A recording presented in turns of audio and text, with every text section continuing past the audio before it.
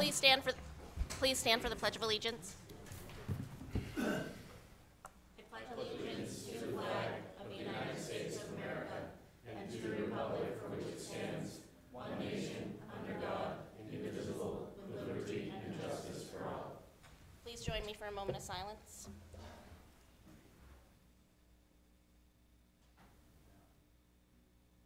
Thank you. Please be seated.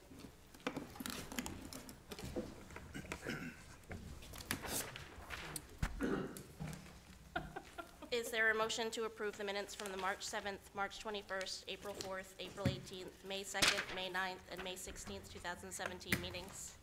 So moved. Second. So I have a motion by Councilor LaChance, seconded by Councilor Lyson. All those in favor?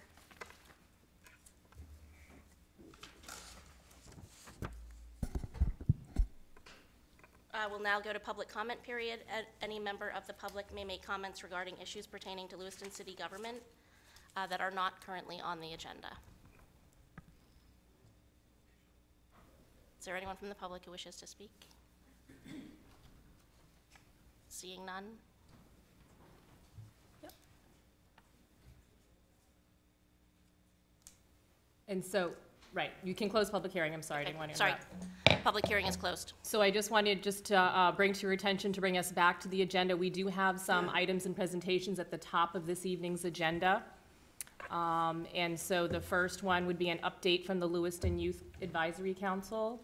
And then the next one, I'm not sure if that's postponed. Okay, so then the mayor's presentation in recognition of a city employee will be postponed until the mayor is able to attend.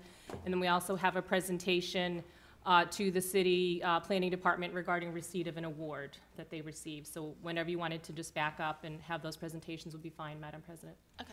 So Emma, do you want to give your Yes. Lewiston Youth Advisory Council update?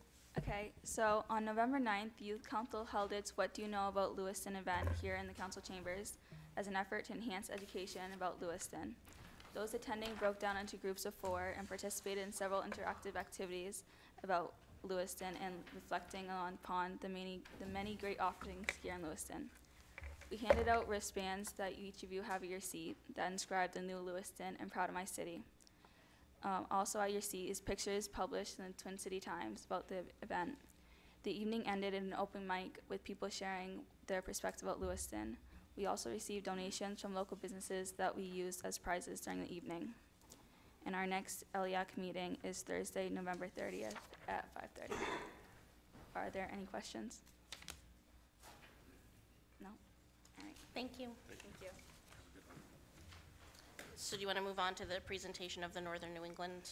Sure, and as they're perhaps coming up to the head table to make that presentation, we'll just clarify for the record that we do have 2 excused absences this evening. Mayor McDonald has an excused absence, as well as the councilor from Ward 2, Councilor LaJoy has an excused absence.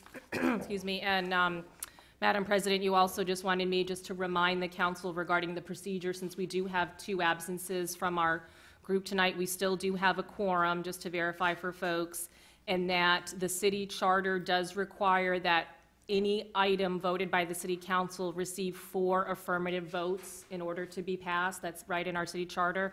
And that any motion that receives a tie vote does mean that that motion fails. So just a reminder for the city council this evening.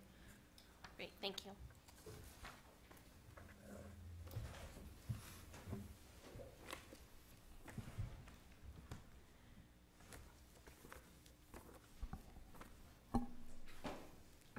Good evening. My name is Carol Eierman. I'm the Maine State Chapter representative for the Northern New England chapter of the American Planning Association. I'm also one of the planners for the town of Topsom. Every year, Northern New England chapter of the American Planning Association recognizes one plan that represents significant advancement to the science and art of planning. Though many plans may be done well, only one will meet the criteria of originality, transferability, quality, comprehensiveness, public participation, and implementation so well that they are selected to receive this award. This year's Plan of the Year winner was chosen because the plan seeks to accomplish the next stage in the science and art of planning. That plan is from Lewiston. Legacy Lewiston's power lies in how it changed the way people in Lewiston relate to the planning of their community. It provides an excellent roadmap in an extremely user-friendly way and readable format that is engaging and frankly worth the read. It was not hard to convince the committee. I'm on the committee. For all of these reasons, I'm proud and pleased to announce that the 2017 NECAPA Plan of the Year Award goes to Legacy Lewiston. And I want to say congratulations to the entire city. This was well done and is a model now for Northern New England. So much so that Topsom borrowed from your plan.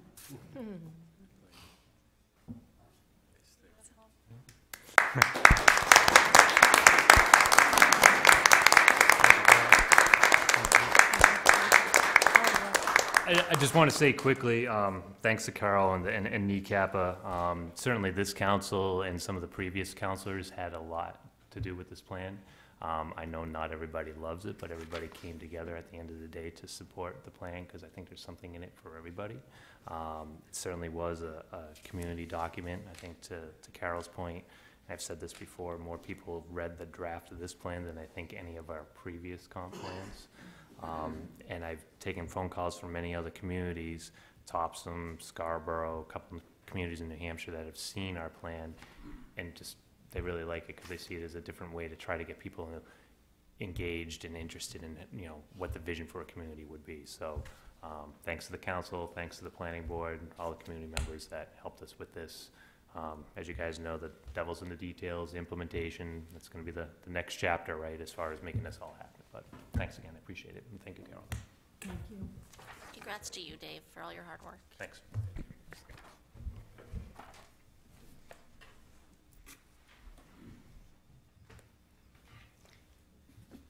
Consent agenda? Do you want to do the announce roll call vote piece? I'm sorry? Roll call votes, we'll start with the counselor from Ward. Oh, yes, thank you. And all roll call votes for this evening will begin with the counselor of Ward 7. We'll note that on the agenda, it's printed that it says Ward 6, but last week we had an absence from the counselor from Ward 5, so Ward 6 voted last week, so this meeting will be all roll call votes. We'll start with the counselor of Ward 7. Thank you. So Kathy, will you read the consent agenda items for this evening? Yes, we have 6 items on the consent agenda this evening. Item number 1, order authorizing execution of a municipal quitclaim deed for real estate located at 238 Lisbon Street. Item number 2, order authorizing execution of a municipal quitclaim deed for real estate located at 1056 Sabata Street. Item number 3, order authorizing execution of a municipal quitclaim deed for real estate located at 30 Scribner Circle.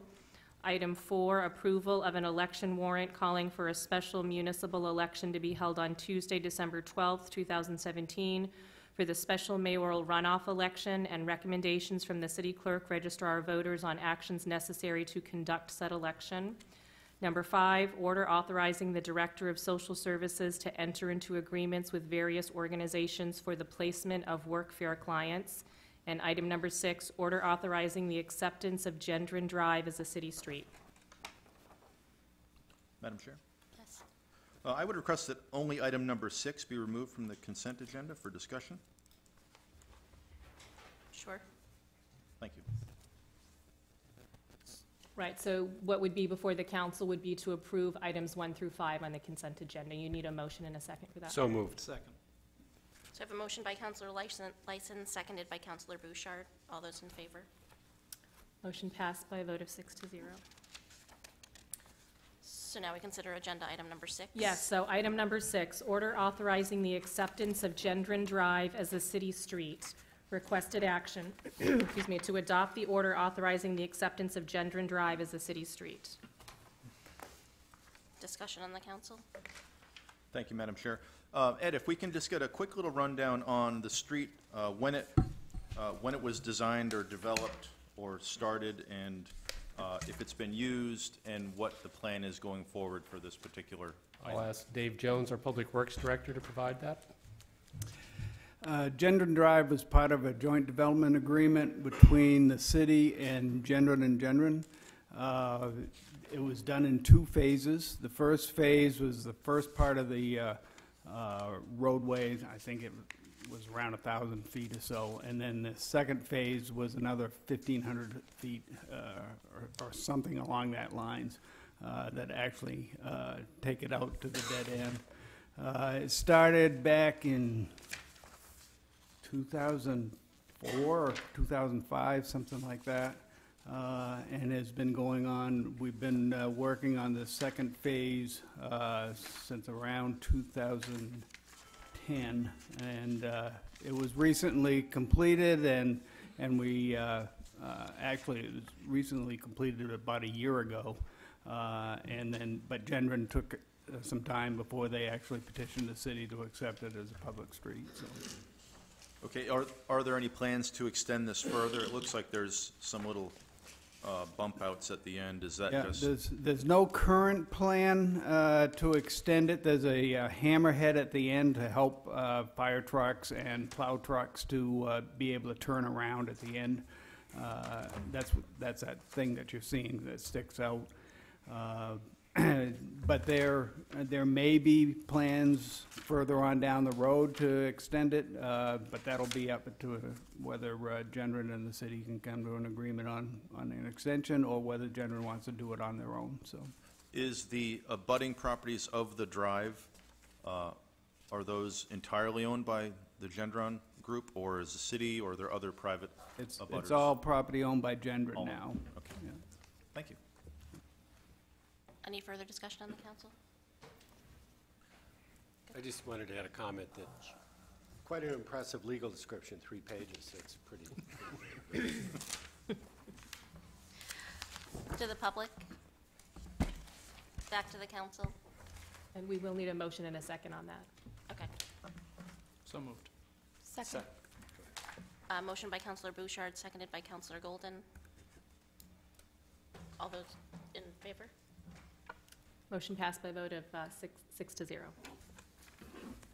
Agenda item number 7. Item number 7, public hearing on a new application for a new liquor license for Jade Garden, 675 Main Street. Requested action, to authorize the city clerk's office to approve a new liquor license application for Jade Garden, 675 Main Street. So moved. Second. I have a motion by Councilor LaChance, seconded by Councilor Bouchard. Any further discussion? To the public? Back to the council?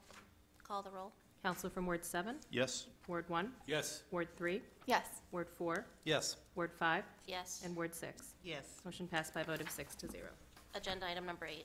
Item number 8, public hearing on the renewal application for a special amusement permit for live entertainment for LBK Events, 1 Bates Street. Requested action, to grant a special amusement permit for live entertainment to LBK Events, 1 Bates Street. So moved. Second. I have a motion by Councilor Bouchard, seconded by Councilor LaChance. Any discussion? To the public? Back to the council? Call the roll. Counselor from Ward 7, Yes. Ward 1, Yes. Ward 3, Yes. Ward 4, Yes. Ward 5, Yes. Ward 6. Yes. Motion passed by a vote of 6 to 0. Agenda item number 9.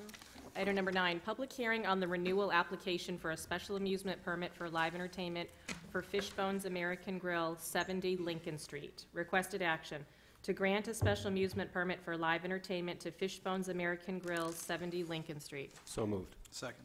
I have a motion by Councilor Lyson, seconded by Councilor Bouchard.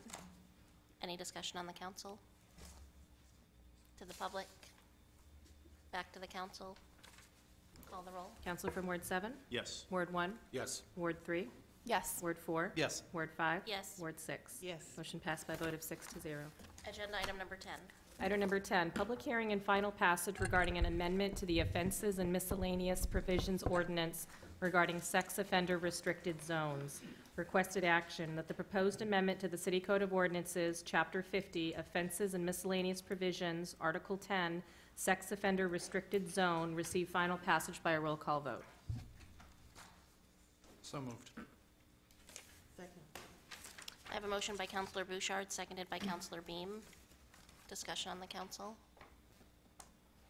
Counselor Lyson. Yeah, obviously, for those who followed the first reading of this issue, I was opposed. I remain opposed to any residency restrictions because ostensibly, we had discussions about what effect this would have, and we agreed as a council, at least I remember, that it probably wouldn't have any positive effect, in fact, but people would think we're having a positive effect. And I think that's kind of the worst type of representational government. If we can't, because it's too politically a hot-button issue, delve into something like this enough to understand that these restriction zones have not worked where they've been implemented. I found some of the information about recidivism incorrect. To me, and it's even in the information talking about how we're to preserve the health, welfare, and safety of this community. I don't think it's improving safety, this restriction. I think, in fact, it may put people at ease and think that they are safer when, in fact, that they are not safer. And to me, that's not increasing safety. That's kind of putting our heads in the sand and saying, this issue is just, we can't really deal with it. If we support it, we'll look like we're being hard on crime and hard on these individuals. But in effect, we're making our communities less safe.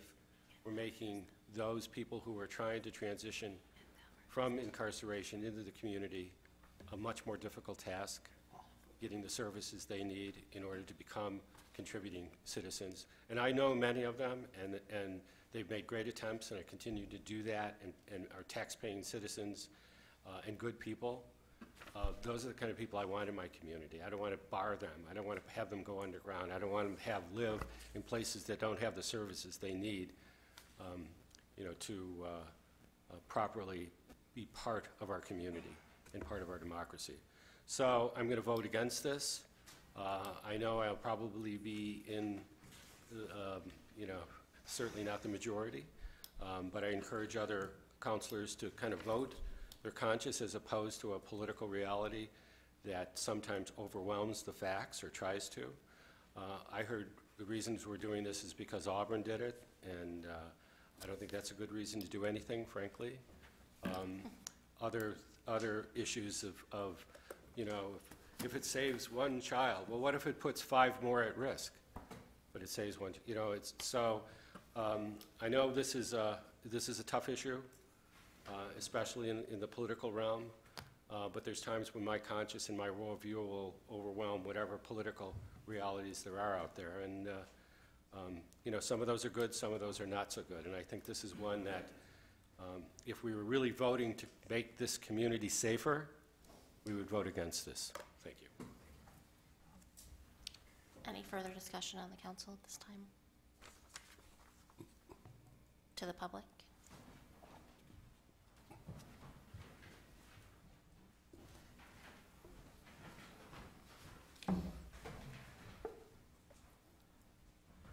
Just please state your name and address.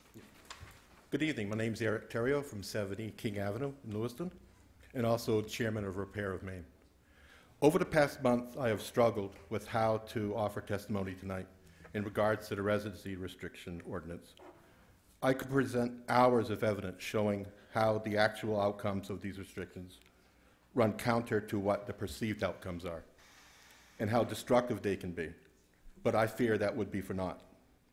Recent events in the news, however, have compelled me to instead raise concerns of a bigger issue facing not only this community, but the country as a whole. You cannot open a newspaper, watch a news channel, or read a website lately without hearing of a new allegation of sexual misconduct by some high-profile individuals or well-respected members of the community. I urge the council, both as currently constituted and as duly elected earlier this month, if you are truly wanting to protect the safety of our citizens, not just our children, but all our citizens, do not sweep the issue of sexual misconduct under the rug. This ordinance, as well-intentioned as you may perceive it, does nothing to counter the likelihood of further offenses from prior offenders. It does absolutely nothing to counter the likelihood that a current member of the community, not currently known to be an offender, is now applying their offensive behavior against another citizen, completely under the radar of any residency restriction. This ordinance will cause more problems. All this ordinance does is hide whatever problems you believe exist under the guise of improving the image of Lewiston. But does it really help our image? During the debate over the ordinance and during the city council and ongoing mayoral races, much was made of the need to improve the image of Lewiston. Although I live in Lewiston, I work in a different community roughly 20 miles away. People I work with know I live in Lewiston and often express to me their misgivings about our great city, outright telling me I'm crazy to live here. Too much crime. The river stinks. Not enough shopping. Not once have I heard too many sex offenders offered as an example of something bad about Lewiston. And the claims that they did make were absolutely ridiculous and untrue. Case in point, the award that the city of Lewiston got today. I tried my best to change their misconceptions about Lewiston, and it is our responsibility as citizens of this great city to do the same when faced with this type of thinking. But back to my earlier point. In no way is any form of abuse, be it sexual, domestic, racially, or culturally motivated, acceptable behavior. In many cases, victims are afraid to come forward. They are suspected of lying, they are belittled, persecuted, and in many cases, they are publicly shamed because the person they are accusing is a respected member of the community who would never do that type of thing. They may be a coach, a lawyer, an educator, a celebrity, a politician, a member of law enforcement, or even a family member. We have a Senate candidate from Alabama under fire right now, and still people are defending him. We even have an accused offender occupying 1600 Pennsylvania Avenue in our nation's capital.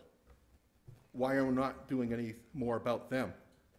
Why are potential victims afraid to come forward?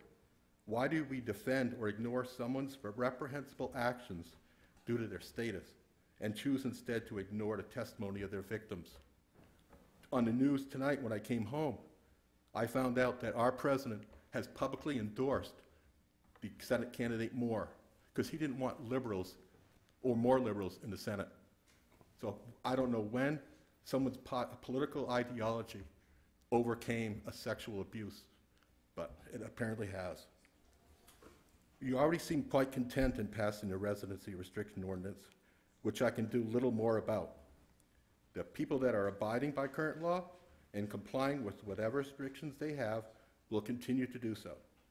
The people who don't abide by the law will probably continue to do so as well. The ordinance will become just another piece of paper affecting those who adhere to the law and having no effect on those who do not. However, I will not give up my quest. I will not stop voicing my concerns about abuse of any kind. None of us should stop voicing our concerns until no one is victimized.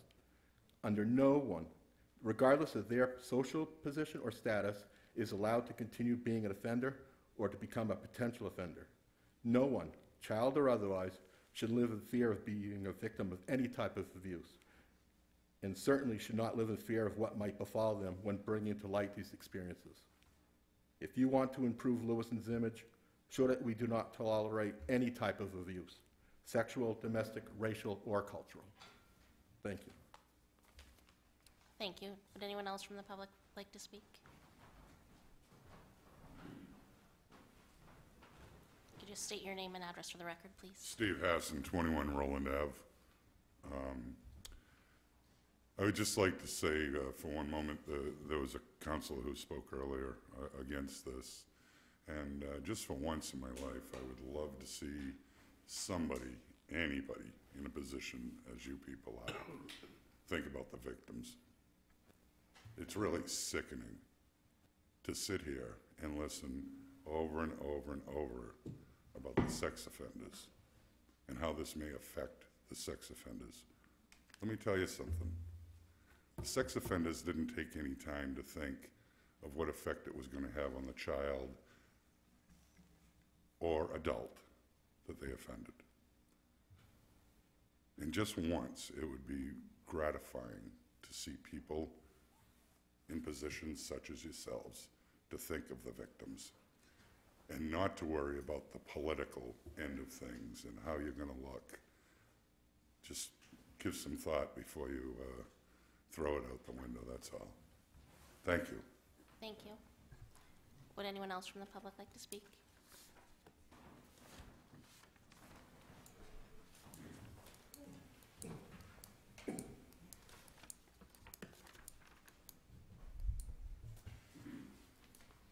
Hi, I'm Heather Everly. I'm kind of floating. I'm kind of in between homes right now, so I don't really know what you want me to say for that. That's fine. Okay. We have a issue, a faction that divides public and personal liberties. I just wanted to go to the Federalist Papers written by Madison, number 10. And he's talking about the factious spirit that's tainted our public administrations. He says, by a faction, I understand a number of citizens, whether amounting to a majority or a minority of the whole, who are united and actuated by some common impulse or passion or of an interest adverse to the rights of other citizens or to the permanent and egregorate interest of the community. There are two methods of curing the mischiefs of faction. The one, by removing its causes, the other, by controlling its effects. There are, again, two methods of removing the causes of faction. The one, by destroying the liberty which is essential to existence. The other, by giving to every citizen the same opinions, the same passions, and the same interest. It could never be more truly said than in the first remedy, that it was worse than the disease. Liberty is to faction what air is to fire, an ailment without which it is instantly expires.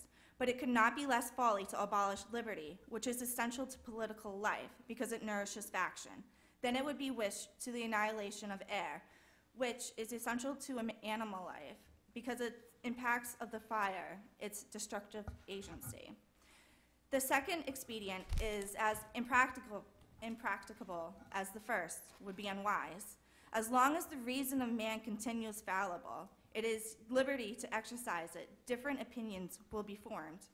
As long as the connection subsists between the reason and his self-love, the opinions with his passions will have a reciprocal influence on the other, and the former will be objects to which the latter will attach themselves.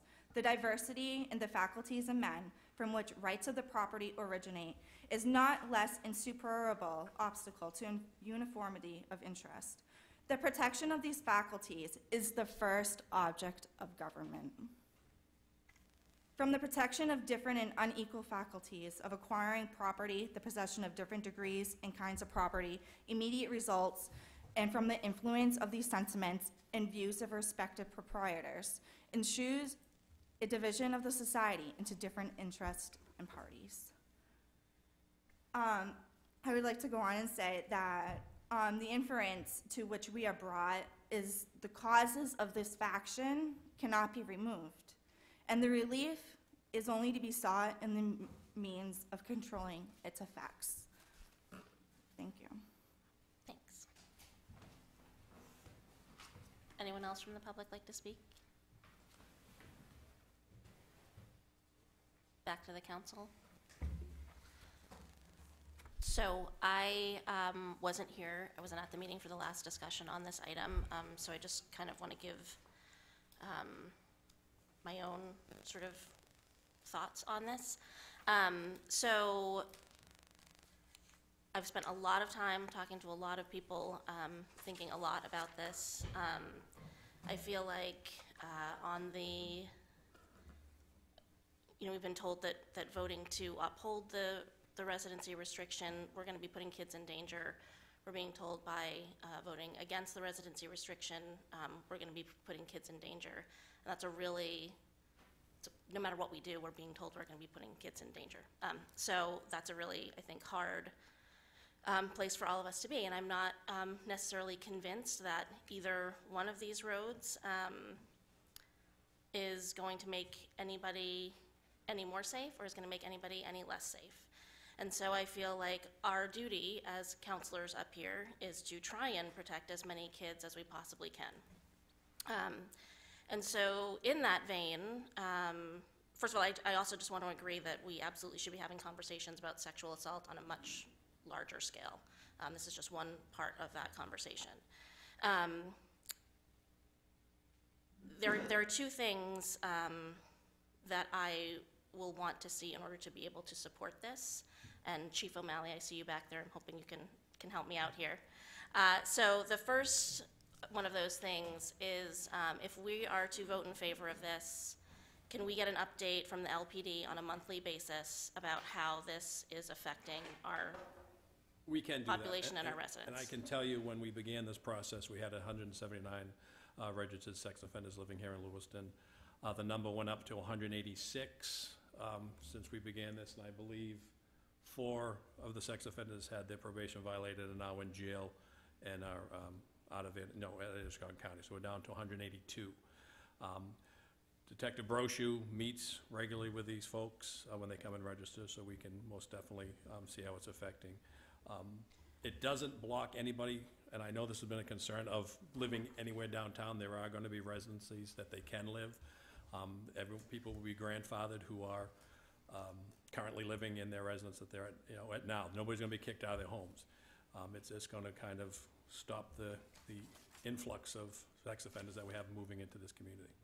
And so when I talk about monthly updates, I guess what I would personally like to know, and people should feel free to chime in here if there's things that they'd like as well, is not just the number of sex offenders that we have living in Lewiston, but how many of them were denied housing or who sought housing within a safe zone and weren't able to get it. We can do that.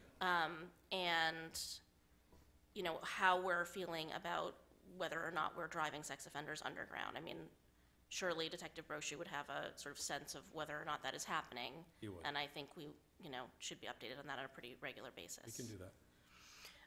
So that's one thing. The second thing is we have a motion by, is it Councilor Bouchard? We do, yes, Counselor Bouchard and Counselor Beam. So one of the amendments that we were offered in our packet was to allow sex offenders to live with family members. It has been separately provided on a separate sheet of paper. It would provide another exemption to the ordinance that would allow designated sex offenders, and recall again, we're talking about those who have committed offenses against individuals younger than 14, to live in the designated safe zone if they meet a number of criteria, including that the residence they were going to move into is owned by the offender or an immediate family member. It is not the residence of anyone who is victimized by the offender, and no probation conditions restrict the offender from living in a residence within the safe zone radius. So basically, it's an effort to respond to some of the concerns that were raised about whether by adopting this ordinance we would make it more difficult for offenders to re-enter and have family support if they would not be allowed to live with them. That would need to be, if it's an amendment, would need to be moved, seconded, and voted on separately to include it in the ordinance before you vote on the ordinance itself. Correct. And so my reason for proposing this is, again, as you stated, Ed, to sort of try and alleviate some of the, or try to provide more support for sex offenders as they're reintegrating into the community, and for it to be less of an issue of them finding support within those safe zones. So I guess I would offer that as a friendly amendment to the motion made by Councilor Bouchard and seconded by Councilor. Can I second your friendly amendment? It should be separately voted on. So do I have So I think the city administrator is just clarifying that since this is a fairly substantial change in addition to the ordinance, that the preference would be, or the recommendation would be, that the amendment be voted on separately So vote on rather the than first just sort of motion casually first. Okay. incorporated. It's not like we're fixing a typo or changing one word. It's a substantial change to this item. Okay. So whenever you're done with the discussion, the item that would be appropriate would be to have it moved and seconded to add this amendment into the proposed ordinance. Okay. Councilor Bouchard. So, because I believe the goal of this is to stop an influx and not to hurt community members that are already here, I would actually move to adopt this Madam Chair? amendment. Councilor Chance. My understanding of this is if someone lives away out of the town, out of the state, across country, and they have a parent here, or an immediate family member, their parent, their mother, their father, whatever it may be, and they are convicted and have an offense, they can therefore move into Lewiston, into one of these zones, if that relative lives here already. Is that correct? That would be correct, although I think the more common instance would be that it was an individual from the community who was being released from prison, would also apply to that individual. But they could live somewhere else completely, in wherever, some other town in Maine, some other state, Yeah, they cross-country, and move to Maine because they have an immediate family member here. Yes, I mean, it would work for anyone who met the I just wanted to exemption clarify that. criteria. Okay, thank you. Any further discussion? I'm sorry, if you had a second for that, I missed it. I apologize. Second. Thank you, Counselor.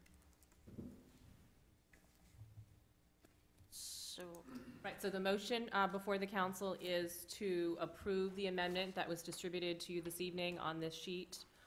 So the motion before you is to approve this amendment, which would then, if it passes, would then be incorporated into the overall ordinance that's before you. okay. So, do you want to just call the roll? Sure, if you're ready for a vote on that, Counselor from Ward 7, No? Ward 1, Yes. Ward 3, Yes. Ward 4. Yes. Oh, Oh, yes. sorry. Yes, Counselor, Ward 4? Yes. Ward 5? Yes. Ward 6? Yes. Motion passed by a vote of 5-1. So now this amendment is now incorporated into the ordinance that's before you, and that's now the motion that's pending before you is adoption of the ordinance with this language incorporated into it. Okay, so any further discussion on the council about the amendment? To the public? Not the amendment, though. Well, The the ordinance with the amended language, Yes, sorry. correct, yes, thank you. Back to the council. Call the roll. Okay, Counselor from Ward 7, Yes. Ward 1, No. Ward 2, I'm sorry, Ward 3, Yes. Ward 4, Yes. Ward 5, Yes. Ward 6. Yes. Motion passed by a vote of 5-1. Before we go further, I just want to apologize to the people in the audience. We're like, without the mayor here, and without Counselor from Ward 2 here, we're a little off the rails. So agenda item number 11. Item number 11, public hearing and final passage regarding amendments to the city's land use code, business licensing ordinance, and fire prevention and protection ordinance pertaining to lodging houses and lodging places. Requested action that the proposed amendments to Appendix A, Article 2, definitions, Article 4, establishment of districts, Article 11, district regulations, Article 12, performance standards of the city zoning and land use code, as well as sections 22-2 and 22-41 of the businesses ordinance and section 38-26 of the fire prevention and protection ordinance concerning lodging houses receive final passage by a roll call vote. So moved. Second. So I have a motion by Counselor Lyson, seconded by Counselor Bouchard. Any discussion on the council? Dave, do you just want to give a, Just to give you a quick update, the planning board did have 2 hearings on this, asking the board to, staff to make some changes. Those were noted in your memo. They are, I would say, rather insignificant, but they provided some additional clarification that both the public and the board was looking for. Those changes are on page 2 of 6 and 5 of 6. I put them in bold. Specifically, the definition of lodging houses has been amended to include the term lodging house units in an effort to be consistent with similar references made under the definition of dwelling unit. And under the reasons for proposed amendment section, that's on page 5, staff has added language making it clear that the Neighborhood Conservation B Preservation Overlay District will specifically prohibit the operation of any new lodging houses and that this does not apply to existing lodging houses. Other than that, there weren't any other changes. The vote was 5-2. I noted the concerns of the board's opposing votes in there. Primarily, they were concerned that this is going to be a challenge for staff to enforce, and there were some concerns about whether or not this was going to potentially invite a more transient population into single-family neighborhoods. Thanks. Any discussion? I would ask just to, because neither of those are very substantive, if the individual who made the motion and the second would accept those as friendly amendments to the ordinance, so we have on record that they've been adopted into it. And that would be Councilor Lyson and Councilor Bouchard. So moved. Yeah. Thank you. Madam President? Councilor LaChance. So, Dave, on page 1 of 6 on the ordinance, it does discuss dwelling unit and defines it under definitions. Was that there originally, and was it previously part of the That language was actually changed at a request of yours, actually. We went back, we added some language there. That change was made as a result of the workshop and then included in the first reading that you folks actually. And that was, it seems like that stood out, that I didn't see that previously the last time this passed through. That was my first question. The second question comes back to on page 2 of 6, and not to go over this too much because we've discussed it at length, and I think the planning board has too. Family members, and my contention was family members as it relates to dwelling units. What are your feelings on this definition on page 1 with the clarification of dwelling and dwelling units in relation to family members? If you could discuss the thought process in putting this together like this. Thank you. The intent here is that if you have a single dwelling unit, that you will have a family, and a family is made up of family members as defined, and a dwelling unit can have a family and 3 non-related people living with you.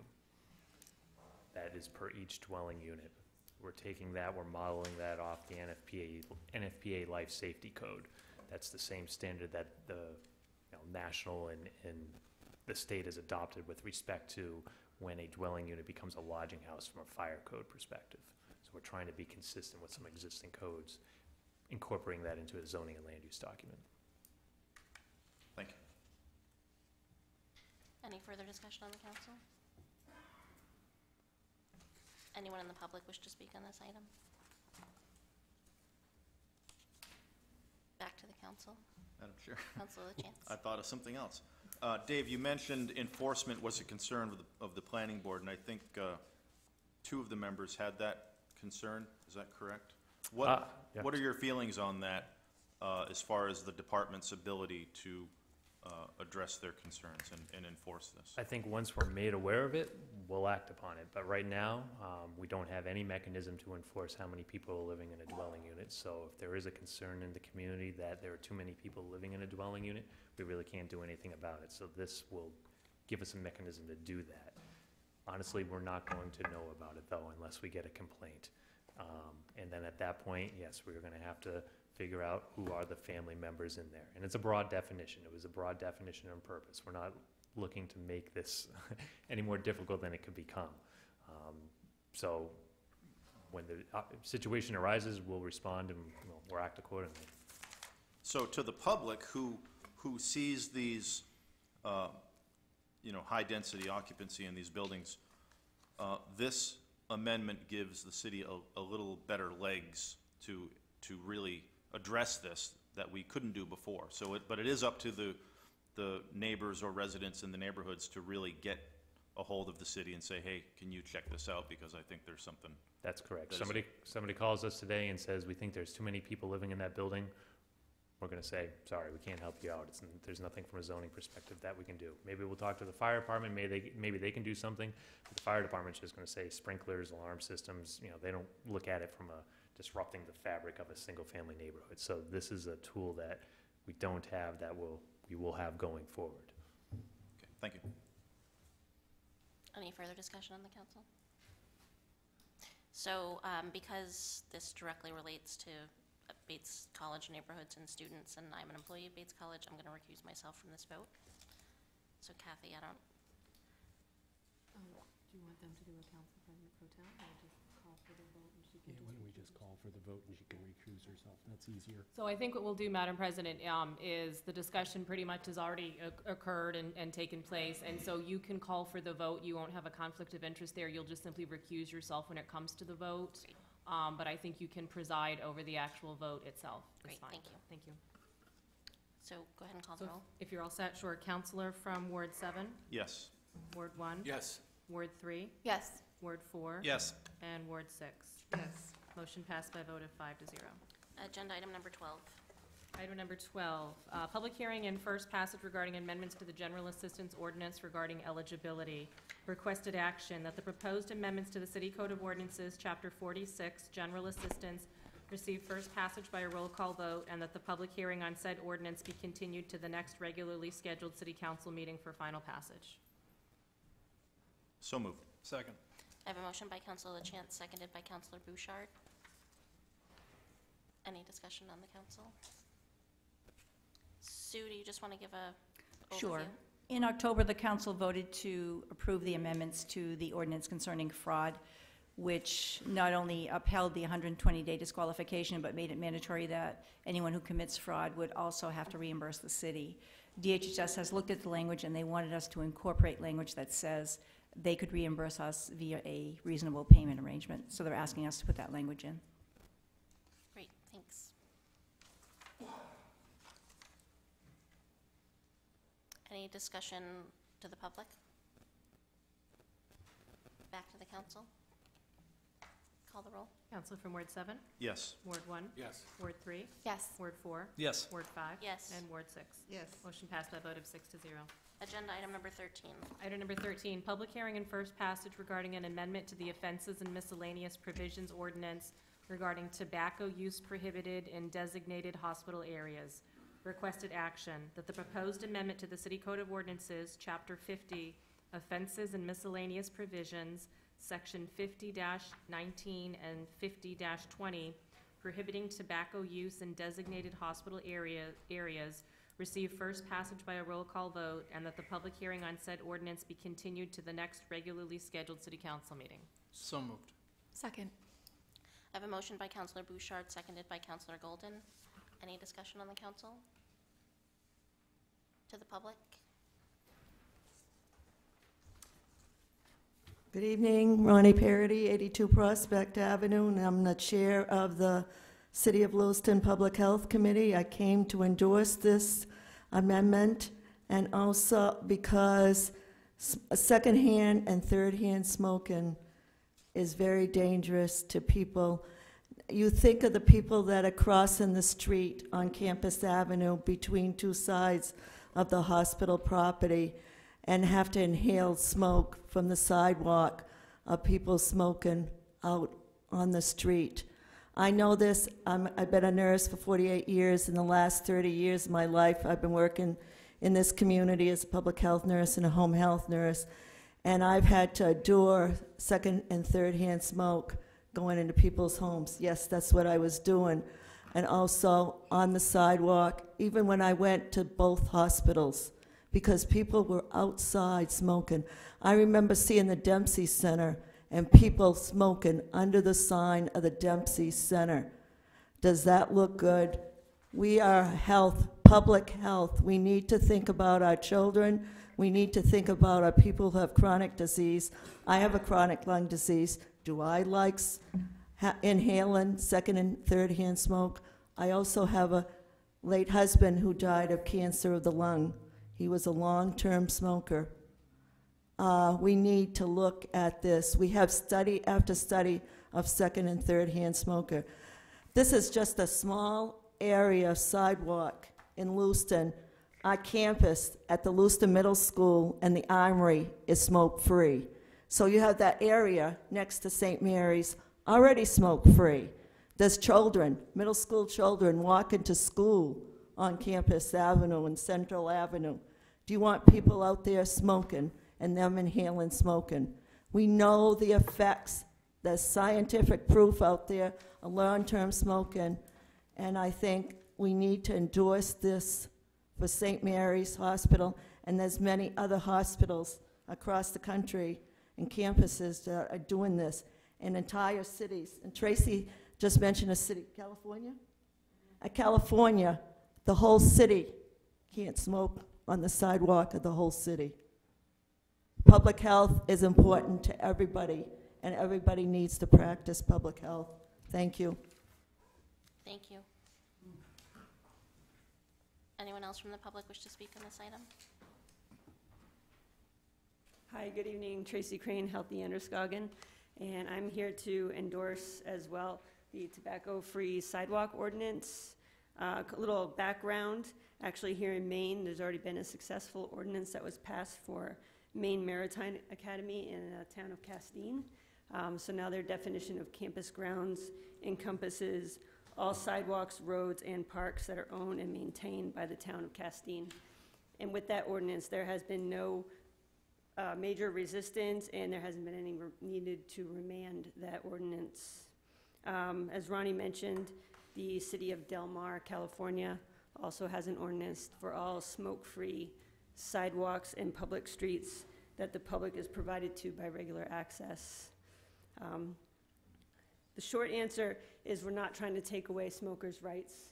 There are places that smokers can go outside of the campus. What we're trying to provide is an area on campus where patients of St. Mary's can traverse that sidewalk when they're ill or infirm in a safe manner without having to breathe in secondhand smoke. Thank you. Thank you.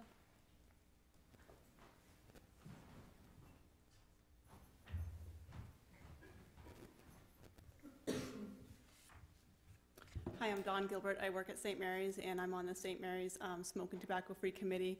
Part of our effort to become a smoking tobacco-free campus through many efforts. We were one of a few hospitals in Maine who weren't smoking tobacco-free, and went through the process and got awarded the gold standard for tobacco-free hospitals in Maine. Very proud of that effort.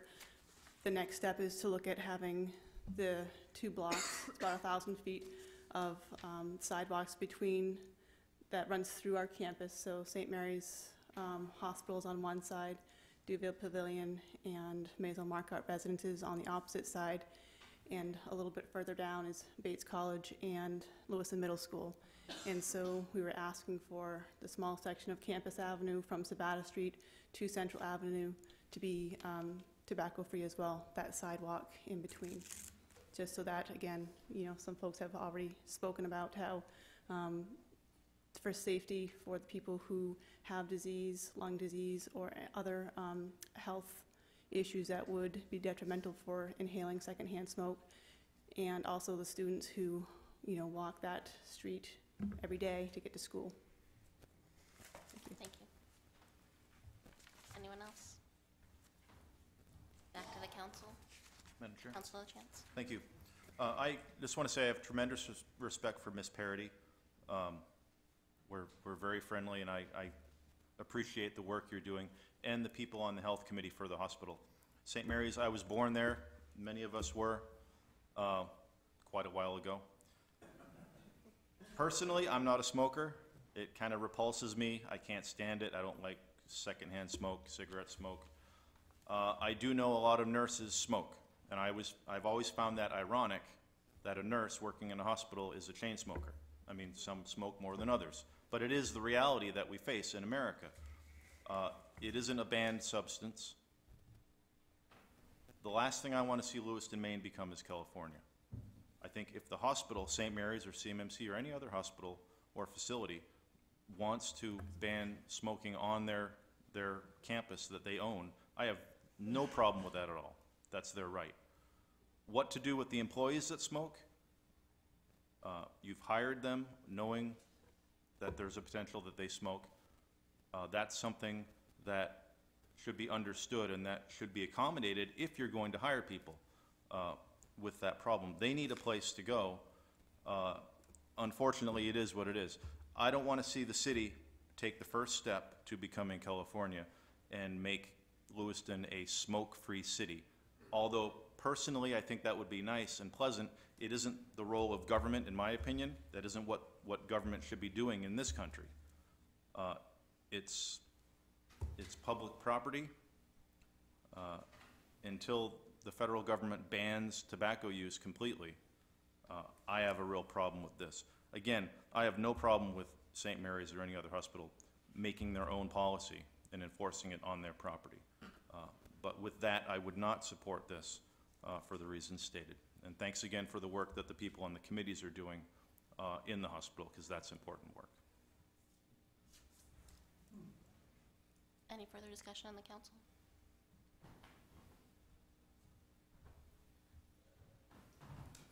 Ronnie, do you want to? Yeah, I just want to, you know, Sabata Street is right also next to St. Mary's, so if somebody wants to smoke, they can go over in Sabata Street. So we're really not taking away smokers' rights, and I just want to mention this to Mr. LaChance, that there is an area they can go smoke, and we're just asking that small area of Campus Avenue for not to be able to smoke in that sidewalk, because the hospital is on both sides, and the Lewiston Middle School and students are walking, and the Armory where the recreation center is, and those are all smoking campus, so let's make the rest of it. Thank you. Call the roll, Kathy.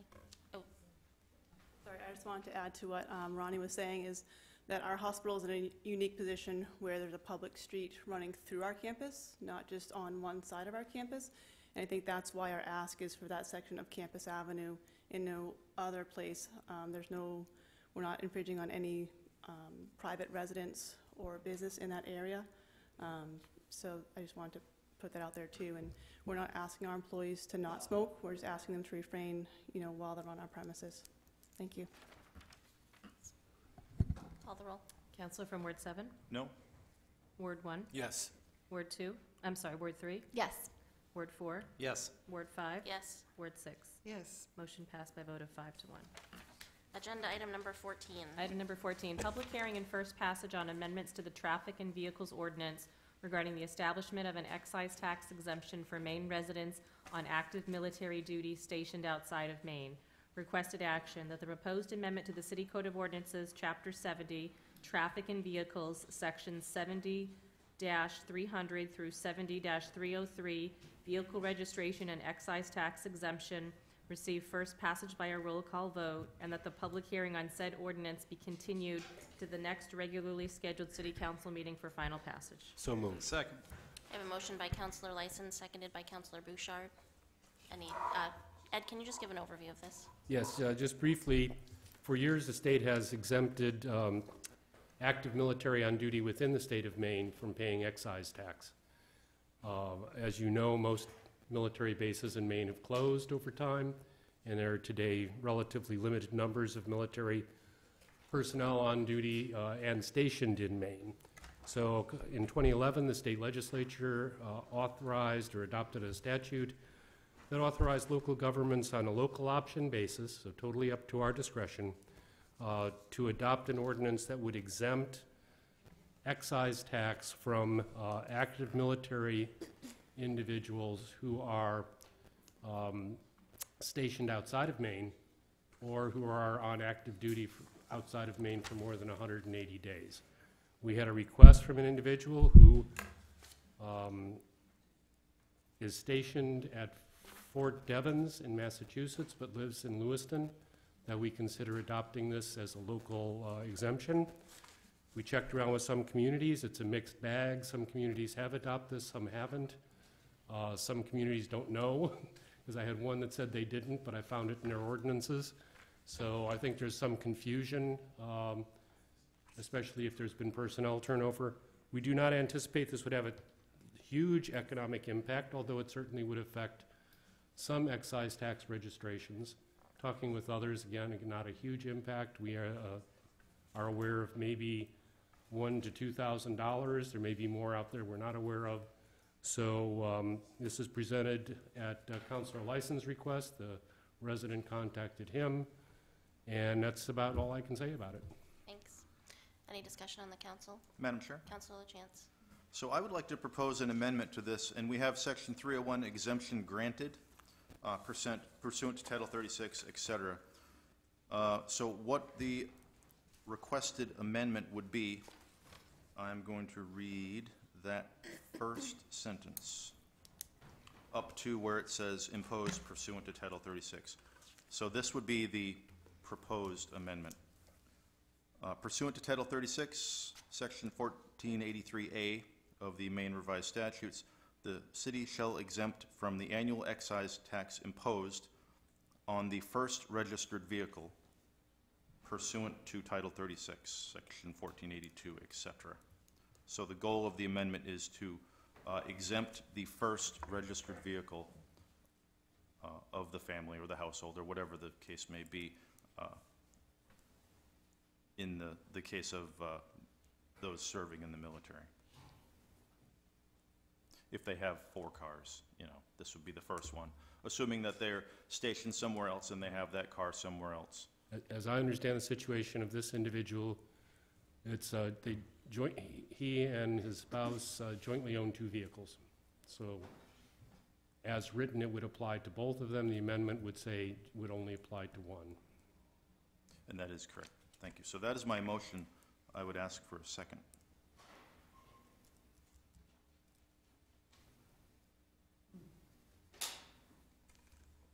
Councilor Lyson? Yeah, a question pursuant to that. What if they were both stationed overseas or outside Maine? If they were both? With this amendment would imply that the only one. Yeah, well, I guess I would interpret in that situation as the active duty military, each active duty military individual could claim one exemption. I mean, I would like that better.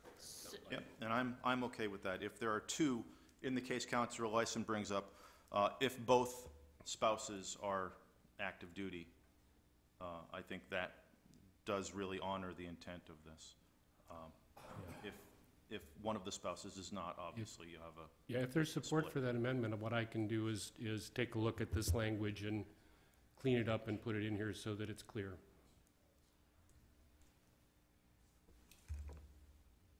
And I would accept the clarification on that. So we don't have a second for the amendment as of this point.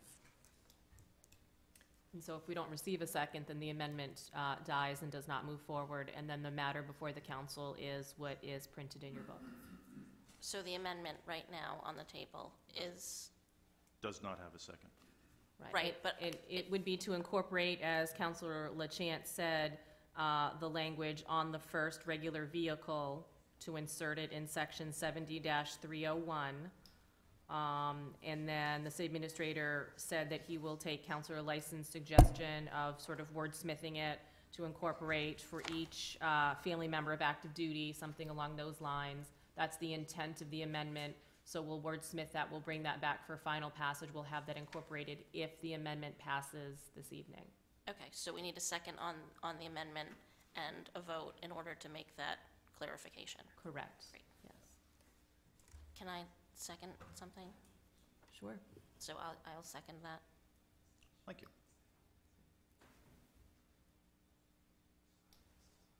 And I believe we would have to vote on that since it wasn't a Yes, family. so thank you. So now the motion before you is to approve the amendment as presented, which would incorporate language in there regarding having this exemption really only apply to one vehicle per active duty military member of that household. So that would be before you for discussion, for a vote, however you'd like to proceed on that. Any discussion on the council? Councilor Beam? I don't see any reason to limit the number of cars for the household of a veteran who's moving away. I can't even imagine that they'd have more than 2 or 3 cars, especially if they have a child. They might have a 3rd car, or a 4th car if they have 2 children in college or something like that. But the fact that this person is serving our country affects the whole household. And I just can't see that we would be having requests for that many cars. I just unless it's a general who has tons of money, but I don't think the general would be asking us for an exemption. The whole household needs to be considered here, and everybody needs to be able to get to work and to school, and sometimes they need a car. And I think it's the least we can do for their sacrifice. So, Madam Chair? I'll vote against the amendment. can I just call on myself before I get to you, Councilor You Chance? can do whatever Thank you want. So the one thing that I would just comment back to Councilor Beam is that in the ordinance as it's written, it defines vehicle not just as a car, but as a motor vehicle, mobile home, camper trailer, heavier than air aircraft or lighter than air aircraft. I'm not sure what either of those two things are. The only thing it doesn't include, it sounds like, is snowmobiles. So just for clarification, it's not just cars, it's various other things too. Councilor Chance. Thank you. And thank you for that clarification. I don't think we're taking cars away from active duty military people. We're not saying you can't have more than one car per person. We're saying if you have a boat, a plane, a trailer, a mobile home, whatever it may be, if you're both active duty military service, then both of your primary vehicles, in this case, would be exempted. But everything else, at that point, we're moving on to different territory. So I don't think we're dishonoring, we're still, regardless of how this passes, with the amendment or not, we're still really giving a hat tip to active duty military people and giving them something that they're not currently enjoying from the city, from the taxpayers.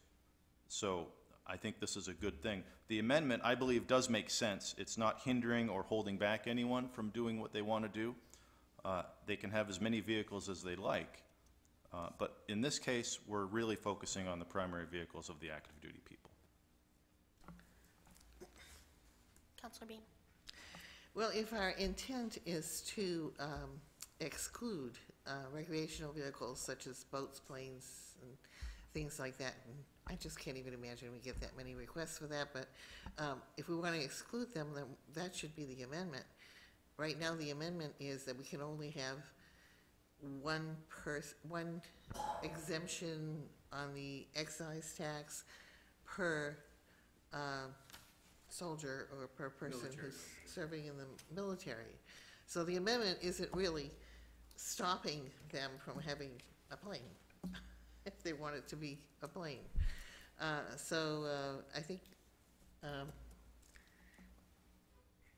think I'm still going to vote against this exemption because I think that's a courtesy we can give the veterans, that they can have their cars and not have to pay the excise tax. And other people in the household can too. And if we want to exclude, and I think that's a good idea, some other things, we might want to do that in another amendment. But this amendment doesn't do that, I don't think. Does it do that? Somebody can answer me? The amendment basically would allow a military member one excise tax exemption. That's the simplest way to put it. And they could apply that to whatever vehicle they wanted, correct? The most expensive vehicle, perhaps. Potentially, yes. I need to do a little bit of checking to make sure how Treasury tracks all of these things. It's easy to track automobiles that are, say, jointly owned. It may be more difficult for them to track some of these other items because they may be in separate databases. So we can probably do it, but I'd like to have a chance to chat and see. So how many blimps do we have licensed here in this? In air? Is that what that is? We're just trying to follow state law.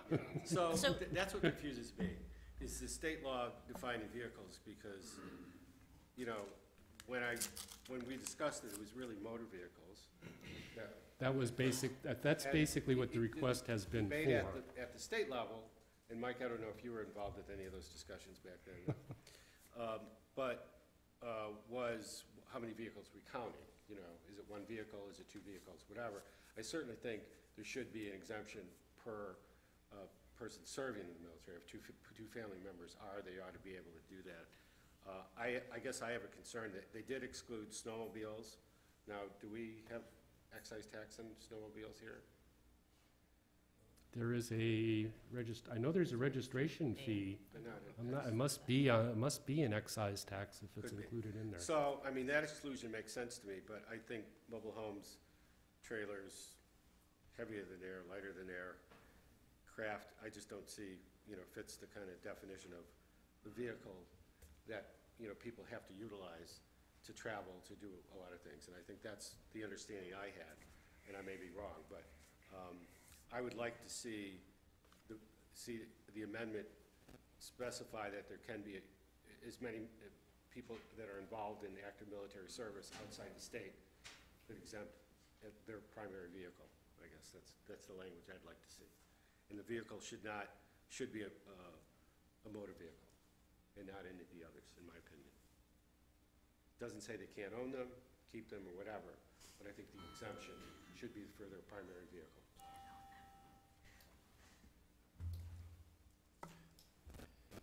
We could certainly put something together. I'm not going to try to do it here tonight, though. If it's the intention of council, and there was some debate about that. There was some debate, MMA asked that to be clarified in the state law. It wasn't clarified in the state law, but basically I know in talking to at least one other community, they, on a practical basis, explain the exemption as applying only to one vehicle. And was that a motor vehicle or just vehicle based upon the state? Basically, it's a motor vehicle.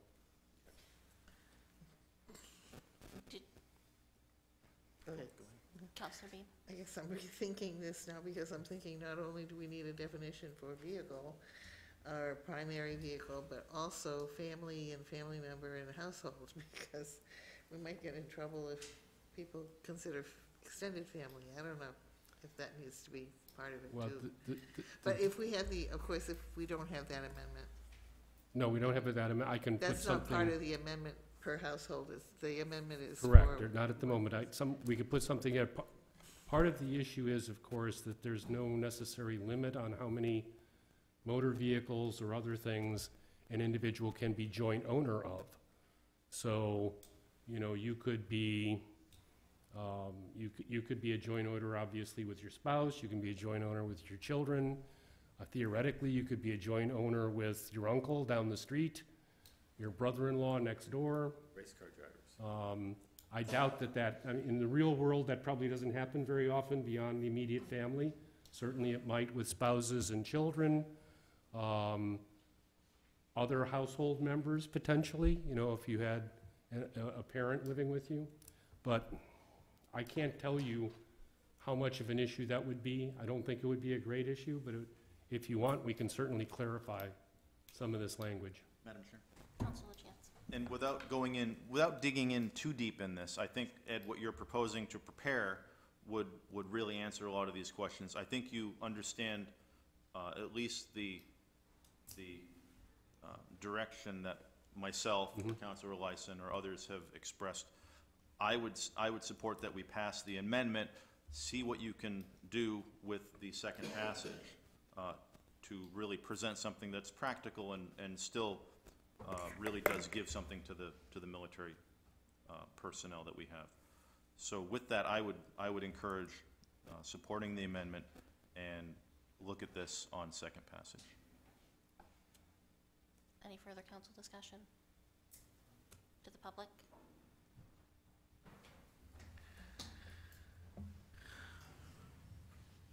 My name's Rob Ulrich. I live on Woodhaven Drive. I'm here just to support this and to give you a real live example of this. I have a now 20-year-old boy that serves in the United States Army.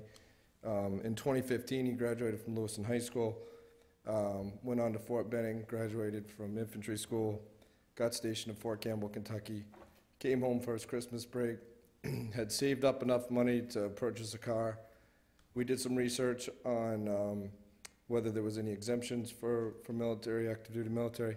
We found this exemption, came to the city that he grew up in, tried to register his car with that exemption, and was told, we don't do that.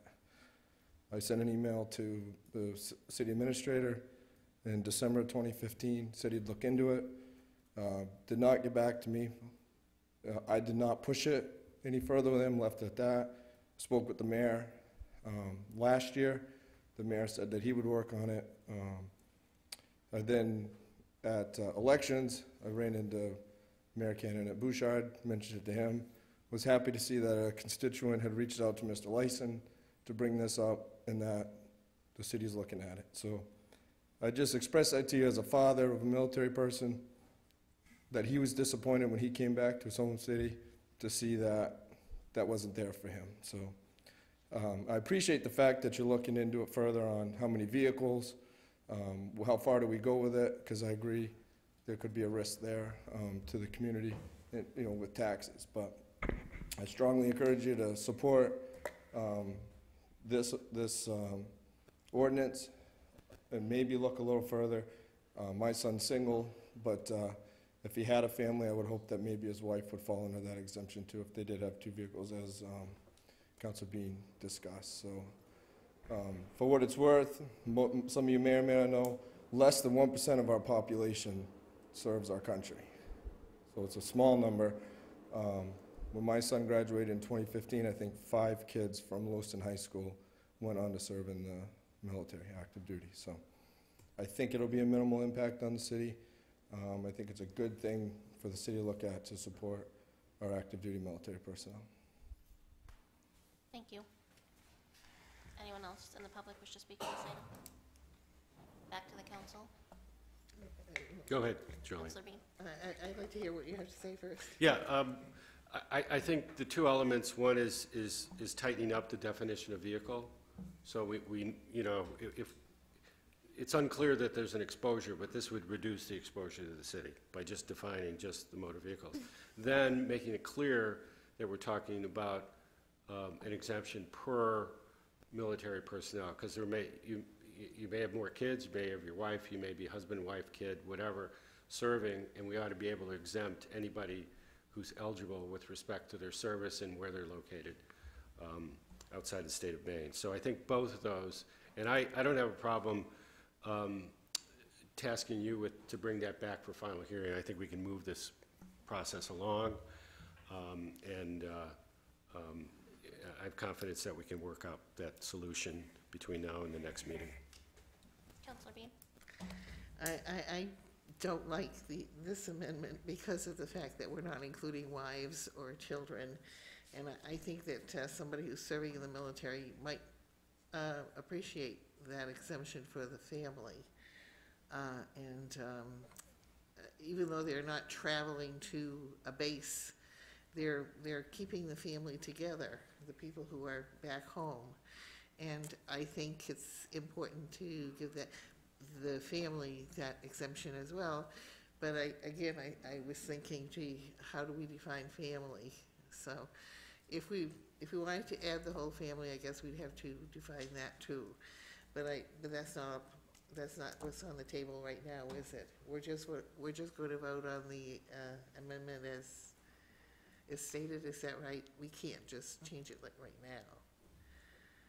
Change an amendment. If you wanted to incorporate a definition of family, it really should be a separate amendment, Counselor, after this amendment is voted on. Okay, I don't think I can support this amendment. I just would like it to be a little bit more inclusive for the families of the veterans as well. And given the fact that we'd have to define family, very immediate family, but I'm not going to vote for it. Councilor Lyson. Yeah, kind of understanding how people utilize vehicles, I think I would have no problem with adding the spouse of a military person exemption, and any other family members who are serving and their spouse. So depending on, I mean, obviously cars, you may take a car with you, you may bring the other car back, whatever, you may trade off. That's how we live today. So it may make some sense to include the spouse as well as the active duty person. But we can't do that right now. Well, we can ask Ed to draft it into the final language. Because this is only first reading, right? Okay. I'd be able I'd like that better than not including it. Yeah, I can't vote for the one that says just the one person, but if the committee is okay with saying that the spouse as well, that defines family, I guess. It helps to. Yeah, and then any other active, if it's a son, daughter, any other active That member would even be would better. qualify. No, that's already in it. That I thought was part of our amendment. Mike, is right? Madam Chair? Councilor Chance. I don't believe the amendment specified that the non-active military spouse would be exempted. It was the first vehicle of each active, and vehicle is the real question we have here, of each active duty person in the family. Yes, correct. If there was a father and a son, or a father and a mother, a husband, wife, that would be two, obviously.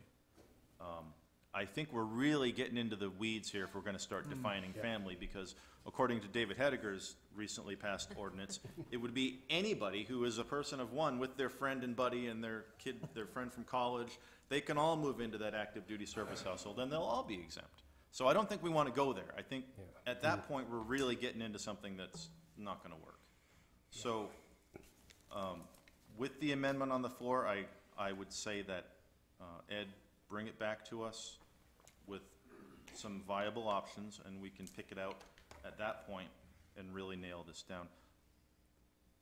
If any counselors are opposed to the amendment, they should just vote against it, and the chips will fall where they may, one way or another. But my amendment did not include the non-serving family member. Can I call on myself first? Go for it.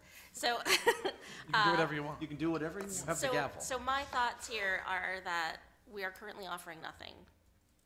We currently offer nothing, correct? So, moving to a place where we are offering one exemption per active military person in a household feels right to me. I mean, it's even stated in our packet, we have no idea like what kind of an impact this is going to have. Correct, although I think we can guess, based on what I've heard from other people, it will not be that significant. And when we talk about not that significant, I would be surprised if we had more than a handful, 5 to 10 at most, maybe fewer than that. So Many 10 to 20 people grand. who are in the military, number one, a lot of them may not own a car in the state. If they're in Fort whatever, in Kentucky, they may have a car there, registered there. There aren't that many folks that I would think commute out of state from here to an active duty post. I think that's going to be pretty unusual. So I can't imagine it's going to be a huge number. I mean, I would also agree with Councilor LaChance that I would really rather not get into a conversation about what defines family here. This seems like a relatively easy, minor vote to take without having to have that broad of a discussion about. Yeah, I mean, we can all envision all kinds of situations, a son could decide to put his name on his father's car, have his own car and his father's car, and they both get the exemption. Now, I'm sure that a good sergeant would never do that, but some people might think of things like that. So, I mean, it could, again, I don't think that kind of stuff is likely to happen. I think most people who would claim the exemption would claim it for cars that they personally owned and to some extent used. And again, you have the joint spouse situation where they have two cars. My wife and I each have a car. I haven't driven her car in 3 years. She has never driven my car as far as I can recall. That's because you have the fancy new one, Ed. Yes, only because the other one got rear-ended. So if we're going to start being more precise in this, I'd just like to have some time to give it some thought and draft something up so we don't do something that's confusing. Okay. Councilor Boucher. So for the same reasons as Councilor Beam, I'm probably going to vote against, actually no, I am going to vote against the amendment. I think there's a lot of cleaning up we can do, defining vehicle, limiting to active duty and spouse. And I think those are things that are best done by you in between this meeting and the next. So I think the cleanest thing, in my mind, is to pass this as it's presented to us and then allow you to do, you know, what we've sort of directed here and re-wordsmith the ordinance and pass anything else at a later time rather than amend it and then have you clean it up still. I would rather just pass it as presented and let you do your thing and take this discussion to the next meeting. Madam Chair? Ms. Kathy, where are we at right now, though? You have an amendment pending before you? Was there a second on that? Yes, amendment? Councilor Cloutier. Okay, so I would only say to Councilor Bouchard that without clear direction to Ed, we don't know necessarily what we're going to get from Ed. Because he's going to just work through and do what he feels might be something that might pass the council. If we give staff clear direction as to what our intention is here, that really does limit it to a certain scope and certain things. So it is moving in a direction, and it's a little clearer than just saying work on it. Because anything really could happen between now and then. And that, I don't want to have any surprises at the next reading of this, if it does come back to this council. Yeah, I will read back to you what I think I'm hearing. Number one, you would like to see the category to which the excise tax exemption applies in terms of types of units limited to motor vehicles, and I'll need to see what the definition under state law is of motor vehicle. And there's a disagreement about how far the exemption should extend, whether it should be one exemption per military member or one exemption per military member and per military member's spouse. That seems to be where the disagreement is, and I don't know how that would come out, but certainly we could present options that did it both ways. So, Madam Chair. Councilor Chance? So the motion for amendment on the floor is limiting to active service military member, the first vehicle, although that could be motor vehicle Right. or something like that. So that is the motion on the floor. I see no problem with that, and I would ask, without moving the question, that we proceed to the vote. Because I don't want to vote on moving the question. So just to clarify, though, whether we vote on the original amendment, or whether we vote on the original ordinance, or whether we vote on the amendment, you're basically coming back with the same thing. I will come back basically, I think, with two options for you to consider. One is a single exemption for the military member confined to an automobile, or whatever the state definition is of an automobile. And the second would be limiting it to one exemption per military member and one exemption per spouse of military member. Regardless of whether it's the original ordinance or the amendment. Correct. And we could adopt either or at that. Correct. Right. So, with the motion on the floor, I mean, I think we should at least vote on the motion to amend and be done with that. Call the roll. Sure. So just for clarification, you are voting on the amendment, which is to incorporate language into section 70-301, which would state on the first registered vehicle from each family member on active duty. So to vote on the amendment, Counselor from Ward 7? Yes. Ward 1? No. Ward 3? No. Ward 4? No. Ward 5? No. Ward 6? No. Motion failed by a vote of 1 to 5. So the motion before you, the action before you, is to approve the ordinance as printed in your book. Call the roll. Counselor from Ward 7? Yes. Ward 1? Yes. Ward 3? Yes. Ward 4? Yes. Ward 5? Yes. Ward 6? Yes. Motion passed by a vote of 6 to 0.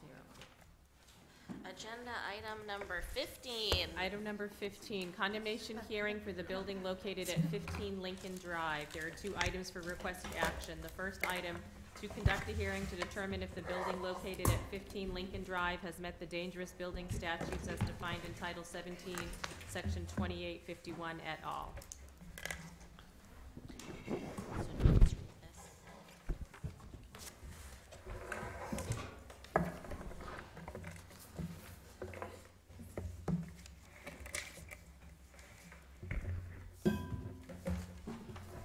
So, the city attorney is joining you up front. The council president does have the statement that is prepared by your office for the mayor to read. If you could just let her know when you'd like her to read that, that'd be great.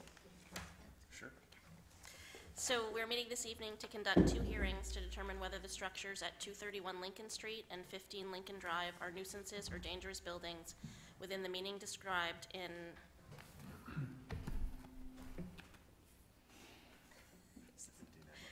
(17) MRS 2851 and succeeding statutes. If the council determines that the structures are nuisances or dangerous buildings, we will then determine what actions the property owners must take.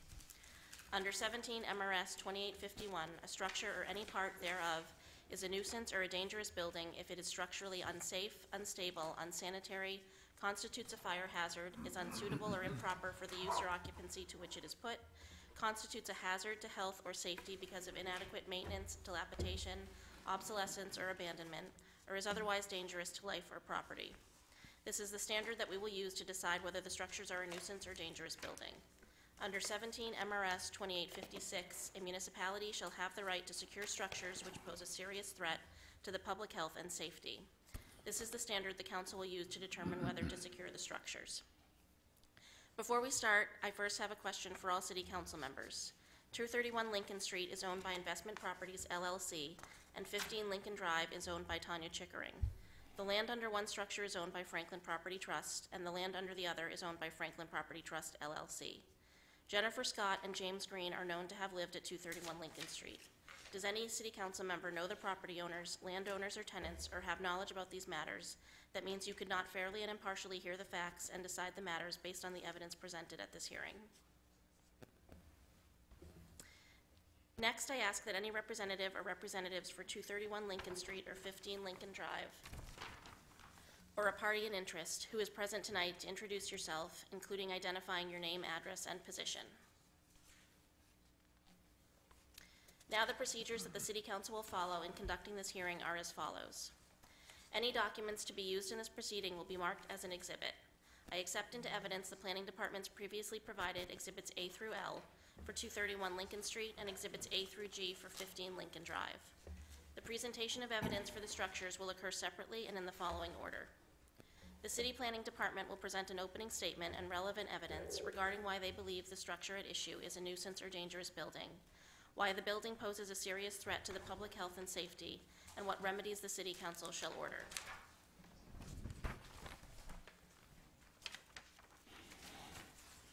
City Council members can then ask questions of the Planning Department, an opposing party, or a witness. Each side can then make closing remarks of not more than 2 minutes each. Only parties to these hearings will be allowed to participate. Comments from the public will not be taken at this hearing. After all information has been presented, the record will be closed and the City Council will deliberate and take a vote on whether the structure in question is a nuisance or dangerous building and whether the structure poses a serious threat to public health and safety. If the Council determines that the structure is a nuisance or dangerous building, it shall deliberate and take a vote on the appropriate order to be made to remedy the situation. This is an administrative hearing and not a court proceeding or trial. Therefore, the formal rules of evidence will not apply. As acting mayor and City Council president, I will determine the appropriateness and admissibility of evidence on the advice of the city attorney. I now ask that the Lewiston Planning Department present the City Council with information relevant to the matters before it. Good evening, Gil Arsenault, Director of Planning and Code Enforcement. 15 Lincoln Drive is a single-family dwelling owned by Tanya Chickering by virtue of an unrecorded bill of sale dated May 15, 2015. The bill of sale to Tanya Chickering is in your packets as Exhibit A. By virtue of a trustee's deed dated January 16, 2008, Franklin Property Trust LLC is the owner of the parcel of land encompassing this property, identified as parcel ID 00-007076 on the City of Lewiston tax maps. The deed to Franklin Property Trust is in your packets as Exhibit B, and a portion of the property of Lewiston tax maps are included as Exhibit C. On October 23, 2017, a notice of this hearing was recorded in the Androscoggin County Registry of Deeds, excuse me, in Book 9712. Sorry, got a bit of a cold. Page 295. a copy of which is included in your packets as Exhibits D. On October 31st, 2017, Tanya Chickering was served with a notice of hearing, and that return of service is in your packets as Exhibit E. On October 26, 2017, Franklin Property Trust was served with a notice of the hearing, and that return of service is in your packet as Exhibit F. Good evening, ladies and gentlemen of the council. My name is Thomas Maynard. I'm the City of Lewiston's Code Enforcement Officer and Constable. A copy of my qualifications are in your packet. The correspondence with the owner and tenants. On September 18th, 2017, I received a call this property had been abandoned, left open, the electricity had been shut off. On September 19th, 2017, the building was condemned. The owner of the structure was notified, and the building was posted by myself. Present conditions of 15 Lincoln Drive are as follows, and you can follow on our new television screens here with the slideshow. 15 Lincoln Drive, the photos were taken September 18th, 2017 and November 3rd, 2017. It's the front view of the building showing deteriorated roofing and broken windows. Photo number 2 shows a broken window with debris about the property, including shards of glass, creating hazardous conditions. Photo number 3 shows an opening into the basement because of a failure of the foundation, making the structure unstable and allowing for the entry of vermin and the elements. Photo number 4 shows additional broken windows and the progressive collapse of the rear porch due to soils and structural instability. The rear door is unsecured. Note the close proximity to the adjacent structure, increasing the threat of the spread of fire. I would also like to note that we checked this building today, and it was also, again, unsecured after we'd secured it in the past, so it's continually being broken into. Photo number 5 shows a close-up view of the broken window with deteriorated window trim.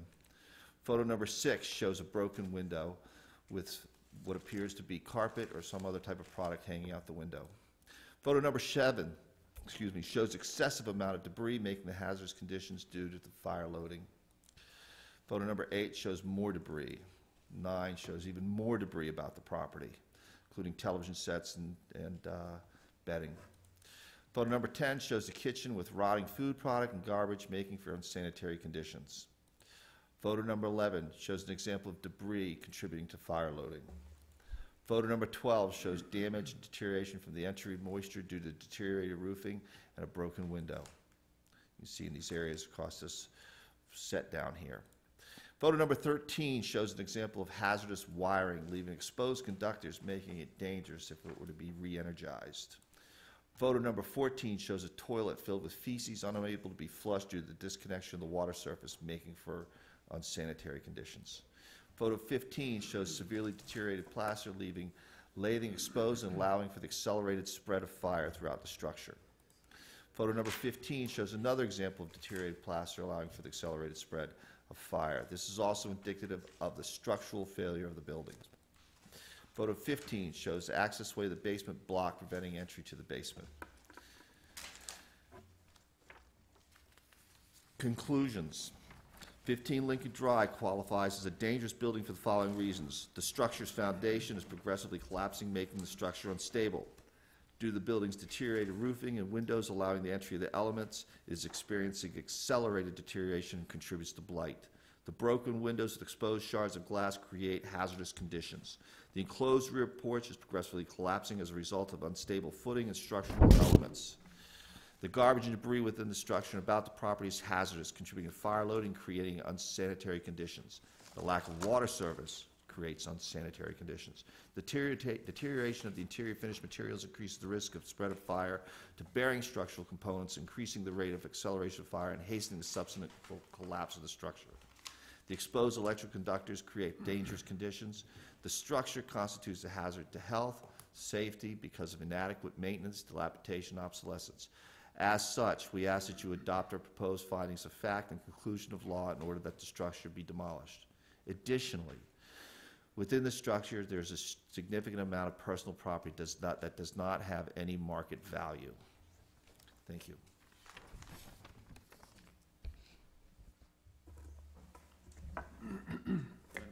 Councilor Chance. Thank you. I was looking at the other property and wondering, where are you? But it's the other property. So Structurally, what is really the condition of the building structurally, and where would you really categorize the weaknesses? Well, first off, many of these structures down on Franklin lands were poorly constructed to start off with some limited dimensional qualities to the rooms and headrooms and whatnot. The stairs in this particular building have been reconfigured and are not a safe set of stairs. The foundation systems typically are not adequate. They're not poured foundations or block foundations. Sometimes there's wood foundations with wooden posts installed and then some type of planking to hold that back the soils. I wasn't able to get into the basement because of the excessive amount of debris. Yeah, I didn't see anything in the basement. Yeah, we couldn't get in there. You can see that some of the plaster's cracking. Where it cracks will be indicative of the movement of the structure, of the failing bearing members such as the rafters, ceiling joists, floor joists, the studding materials, that whether they're in bearing walls or in demising walls within the structure. The electrical systems typically are not installed in accordance with code, even when they were first constructed, and the plumbing systems as well. Is there any occupancy right now in the building that you know? No, the tenant, or actually Tanya, had moved out. She still has some things in there she'd like to recover if she could. I'm working with her on that. She knows what the deadline is. We're in communication. She is trying to find another place to live. She just can't manage this property anymore. And again, the year that the building was built? I had to play catch up for a while, so. Yeah, I didn't get a date on that. I'm going to think probably early 1900s, 1920 to 1930, because I would make the error of construction more than likely. Thank you. Councilor Lyson? No, we've already established that there's no one here who has interest in the building present today, and I just wondered if we can truncate this process at all, knowing that there won't be any testimony from someone saying, you know, because I think we can move forward pretty quickly on both of these buildings based upon my investigation. I just didn't know if we needed to go through the whole formal process.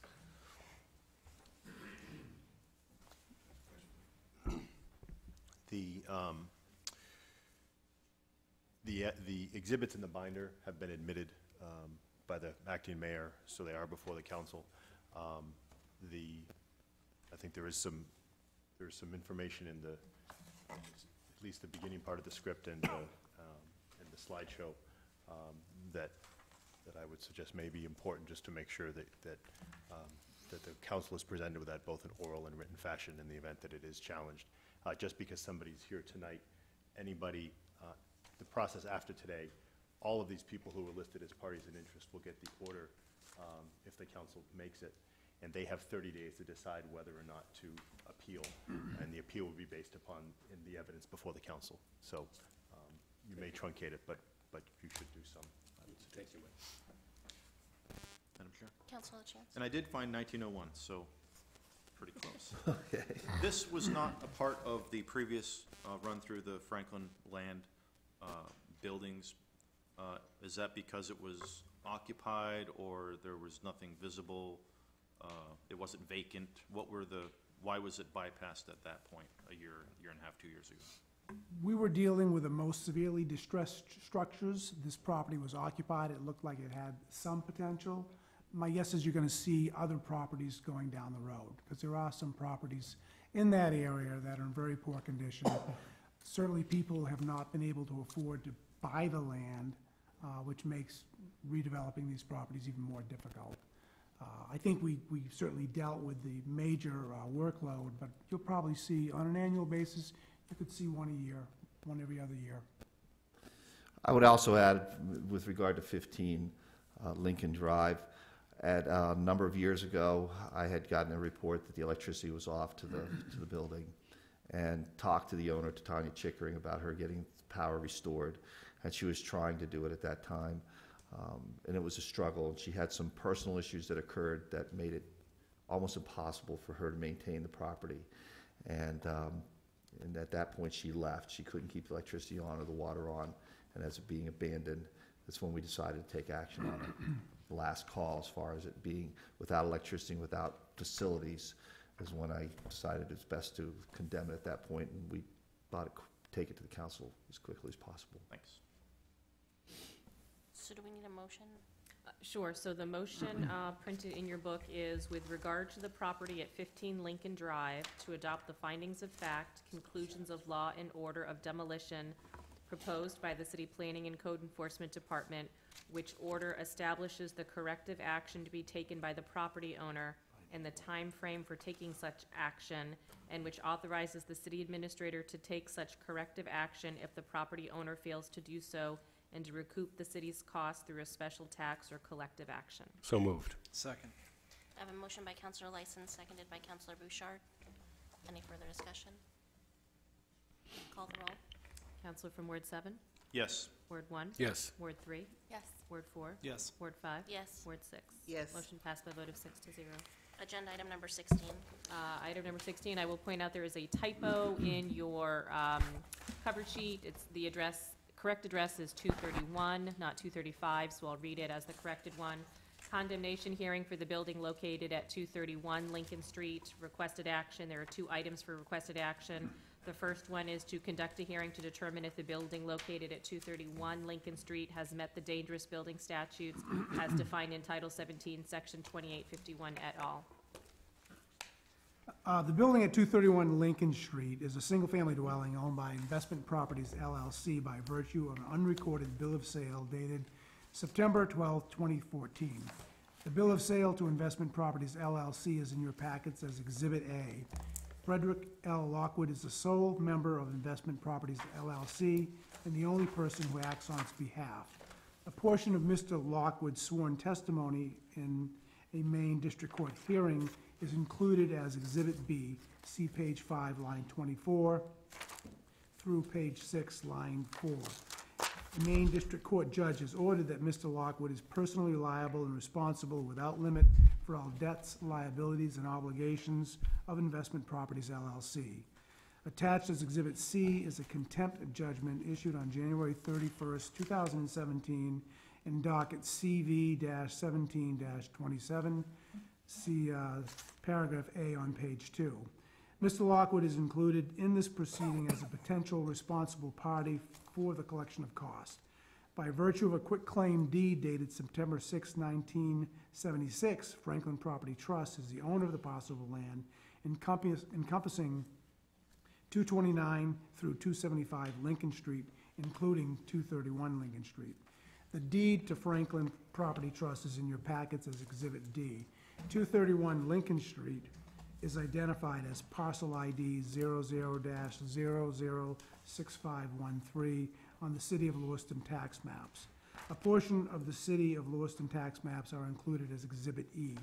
Jennifer Scott and her partner James Green and her children are the most recent tenants at the structure, but none of them lives there any longer. Each of the persons and entities listed above is a party in interest. On October 23rd, 2017, notice of this hearing was recorded in the Androscoggin County Registry of Deeds in Book 9712, page 293, a copy of which is included in your packets as Exhibit F.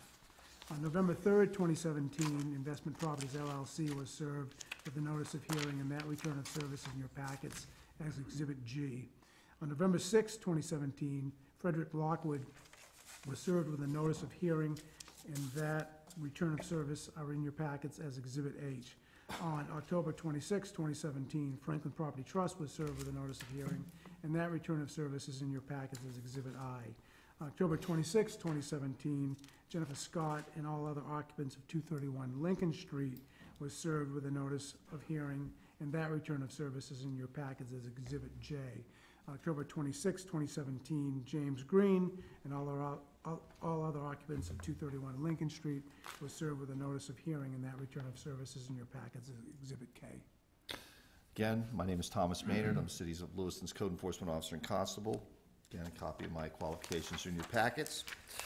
Correspondence with the owner and tenants. On September 15, 2017, the structure was condemned. The owner was notified and the tenants found a new residence. The present conditions at 231 Lincoln Street. 231, photos taken June 1st, 2016, August 25th, and September 12, 2017. This front view of the building showing broken windows, soffit trim, and the building is leaning to the rear due to structural failures, such as the footing and structural elements within the building. This building is also much older. I'm prepared to answer that question. It's 1851. And I knew that when looking at it as well. That was fascinating in itself. So. Yes, yes. Photo number 2 shows a closer view of the deteriorated soffit trim with missing soffit cladding and rotting of the materials. You can see right here what's actually rotted right through. Photo 3 shows a severely deteriorated and damaged soffit and roof. You can see the materials lifted here in the corner and as well here, and also the rotting of materials in this area, and then a piece of the soffit that's coming off there. Photo number 4 shows a severely deteriorated rear deck in a state of collapse with failing bearing members, missing collapsing guardrails. Also note the excessive debris creating load contributing to the instability of the structure. Let's take a moment to look at that and bring that in. You can see the rails here collapsing, and you see this rail dropping back. Photo number 5 shows another view of the deck with missing, deteriorating, collapsing guardrails. Observe the debris next to the deck contributed to fire loading. Photo number 6 shows deteriorated soffit trim and unrated OSB board in violation of the code. Note the Public Works traffic control sign used to cover another window. Additionally, a plumbing vent is installed in violation of code. You can see this right here, and it terminates at this point out of the side of the wall. Photo number 7 shows the ineffectively installed collapsing stair treads constructed with unrated materials in violation of code. You can see this separation, or what we call a reveal, because of the collapsing of the steps. Photo number 8 shows a broken basement window with exposed shards of glass here and here, creating hazardous conditions. Also, this is unrated material in the foundation, or in the basement window. Photo number 9 shows an example of deteriorated plaster, leaving open the structural elements, allowing for the accelerated spread of fire. Photo number 10 shows an example of deteriorated and failing electrical components, leaving exposed conductors, making for hazardous and dangerous conditions. Photo number 11 shows the ineffectively installed front door not providing for a weather-tight seal. It's difficult to see in this picture, but I could observe daylight through the top of the door. You can also observe the staining from the entry of moisture on the top of the door. Photo number 12 shows damage from an inappropriately installed window, allowing for the entry of the elements, causing moisture damage and deterioration. Additionally, this is the bedroom, and the window does not meet the minimum means of escape requirements per code. Excuse me. Photo number 13 shows a floor out of level. And it was rather extraordinary when you walked on it. You could see and feel just how out of level and how hazardous a walking surface this was. And this is due to structural settlement and instability. Photo number 14 shows a string pull light fixture for a means of egress stairway that requires a 3-way switch for the top and bottom of the stairway. The string went down to the bottom of the stairs, so somebody could pull this string at the top, bottom, and at the top of the stairs. This is indicative of the obsolescence of this building and its systems. 231 Lincoln Street qualifies as a dangerous building for the following reasons. The structure constitutes a hazard to health and safety because of the inadequate maintenance, dilapidation, and obsolescence. The structure is progressively collapsing due to bearing soil and component failure, which is evident by walls out of plumb, floors out of level, and structurally unsafe and unstable. The structure experiences accelerated deterioration and contributes to blight because of deteriorated exterior materials, exposed unrated materials, and openings allowing for the entry of the elements. The broken windows with exposed shards of glass create hazardous conditions. The rear deck is in jeopardy of catastrophic failure and collapse due to severe deterioration. The debris in the structure and about the property makes for unsanitary and hazardous conditions. The interior deterioration of the finished materials increases the risk of spread of fire to bearing structural components, increasing the rate of acceleration of fire and hastening the structure's subsequent collapse, posing an unacceptable threat to firefighters in their battling of a fire. The exposed electric conductors create dangerous conditions. As such, we ask that you adopt our proposed findings of fact and conclusion of law in order that the structure be demolished. Thank you. Discussion? Councilor LaChance? Again, thank you. Did you get to go into the basement in this building? No, the basement was locked when I went out and did the inspection. I was in it today. Gil went by, the basement door had been kicked in. The tenant had told me that You didn't do that, did you? No. No answer. Trying to be funny. Have the record No. The tenant at the time told me that the owner had kept the basement locked, and that they didn't want me to go in there. They also had another room that they had locked with a padlock on it and said that they were just storing things in it. Wasn't really necessary for me to get in there to make the case for the structure to be a dangerous or hazardous structure. So it would have been best if I could have got in the basement, would have been able to confirm the movement of these foundations, looking directly at them, but you can see it in the overall structure. It's indicative of the failure. Has there been any indication of transient habitation in the building? Not in this building, not my experience, the times I've been out there. Gil found the basement door open and ajar today when we went out. The other building, yes, we know that there are people who've been getting in it and staying in there. The neighbors have called. The neighbors will call the owner, Tanya, when they do. Matter of fact, when I was down there and found the building ajar and went in to do this inspection, and she had given me permission, a neighbor had called her and told her, hey, there's some people in your house right now. She came down immediately, and we talked with her for a while. And Gil, with the basement, did you have an opportunity to look? I went in a little bit, certainly loaded with debris, many substandard elements, ceiling joists, that sort of thing. So my concern Very is damp, very structurally, it appears obviously the floor, the hallway has a severe lean. What do you feel structurally is the weakness of the building? Well, when you're dealing with this type of architecture, which is often called vernacular architecture, it's the architecture of common people, like where we live in most of our homes. Many of the construction methods and materials used were not adequate for the buildings that they were built for. Now, many of these buildings, this is my opinion at this time, having been in this business for 32 years, many of the materials that were used in these particular structures were not things that you bought typically from from a lumber yard. They were things that were scavenged from places. I can go in and see different size floor joists, different size beams, different posts. Sometimes somebody would just cut a tree and use that stump as a post to support a beam and whatnot.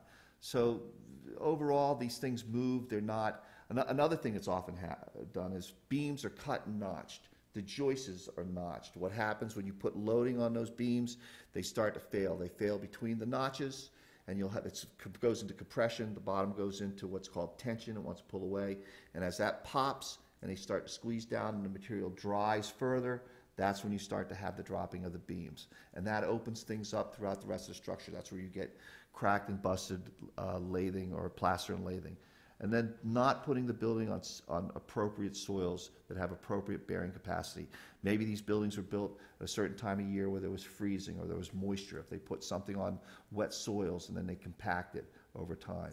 But the building is settling excessively. Okay, thank you. Any further discussion? So we need a motion.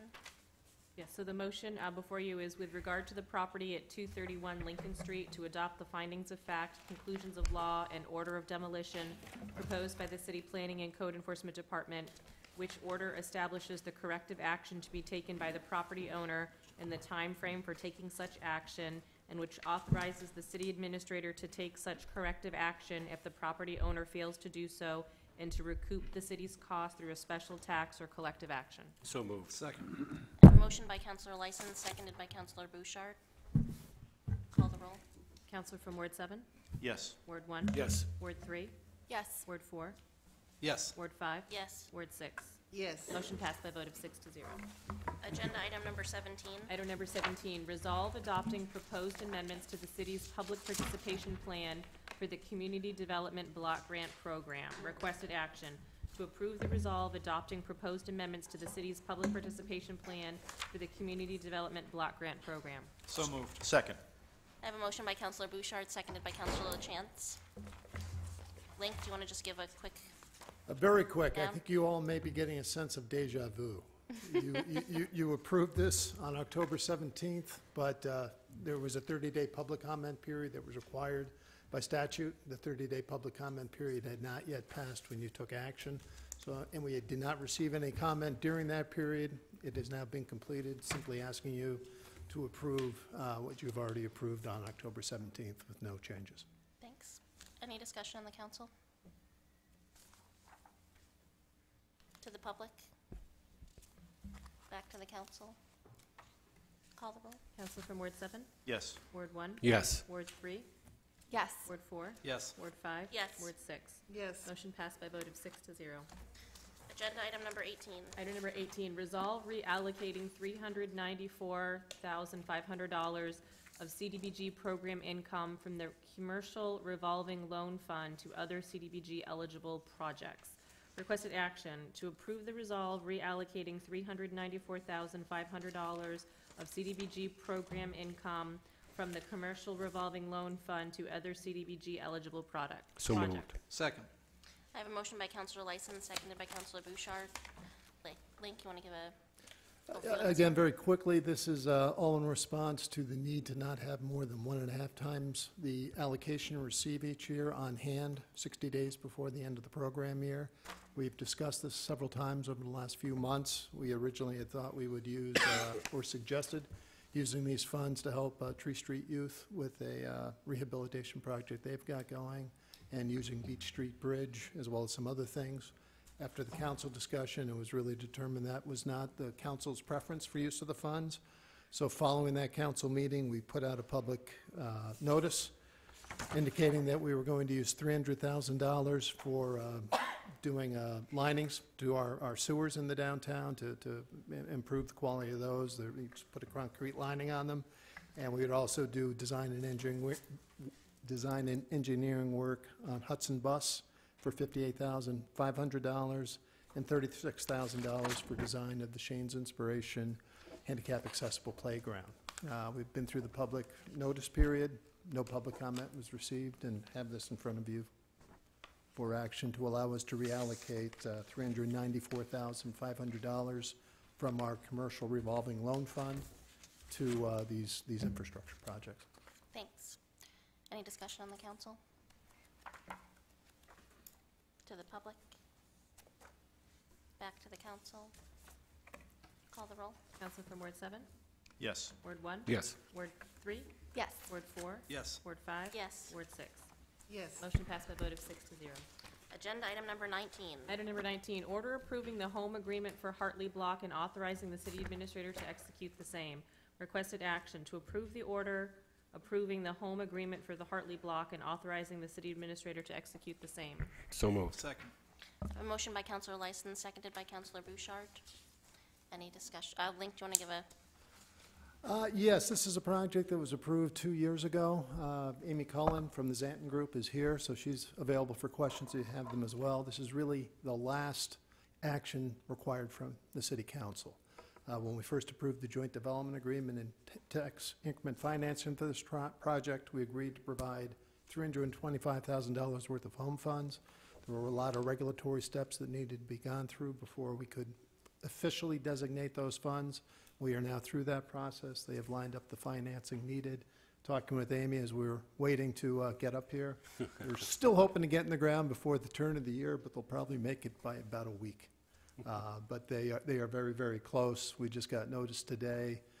You've heard us talk about various regulatory steps. We just got notice today from Boston Field Office for CDBG and Home that we were now approved to go ahead and spend the funds. The funds have been released.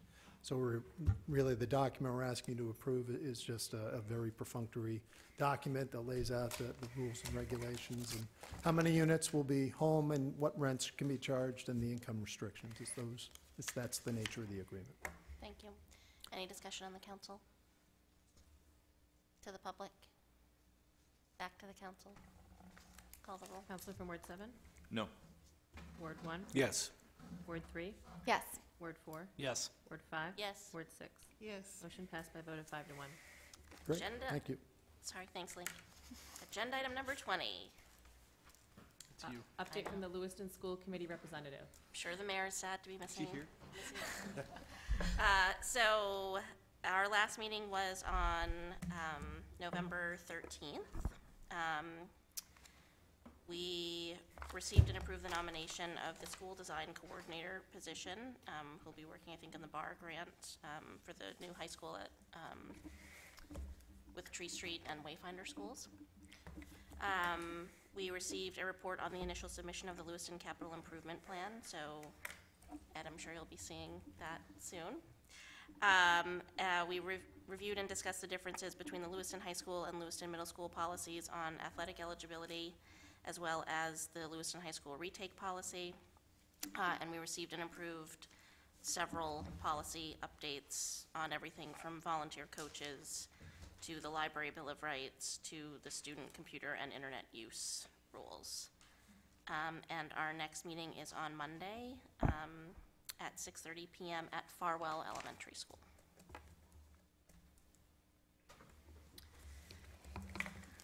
Agenda item number 21. Item number 21, reports and updates. We'll just mention for the benefit of the public, if anyone's watching, that we do have a special election coming up on December 12th. All voting in the city will take place at Longley Elementary School in the gymnasium. Polls open at 7 a.m. and close at 8 p.m. Folks who are unable to go to the polls or just would not like to go to the polls for December election due to the weather, absentee ballots are available.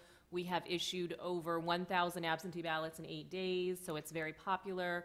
So folks can order an absentee ballot a couple of ways. They can come into the city clerk's office. The building is open. Lewiston City Hall is open Monday through Friday, 8:30 to 4.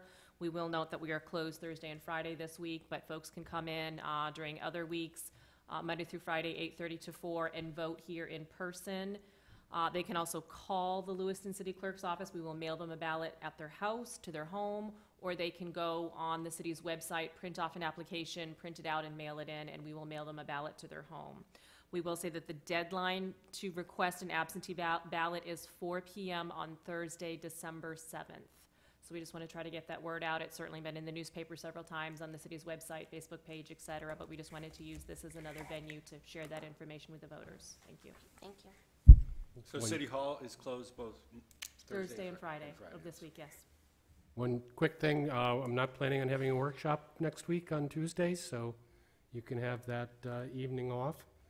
And I just wanted to wish you all a happy Thanksgiving. Likewise. Thank you. Just for clarification purposes for the public, the runoff election is on December 12th. We voted on that tonight. Yes. Will we have a council meeting on that same evening?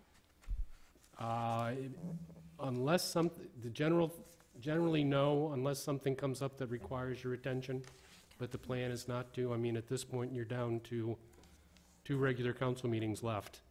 So I don't know that we would need one. We may need to have a little more time on the 5th, because there are some potential legal issues we need to take up. So I hope not to have a meeting that night. Madam Chair, so my question follows up on that. The next scheduled meeting and meetings for this council will be? December 5th and December 19th. Thank you. And December 19th is the last regular meeting for this council. I did put together a short summary of some of the council's accomplishments in the last 2 years that will be going into our newsletter that we send out once a month. I will send that out to all of you separately so that you have it. It's probably not complete. I'm sure I forgot some things.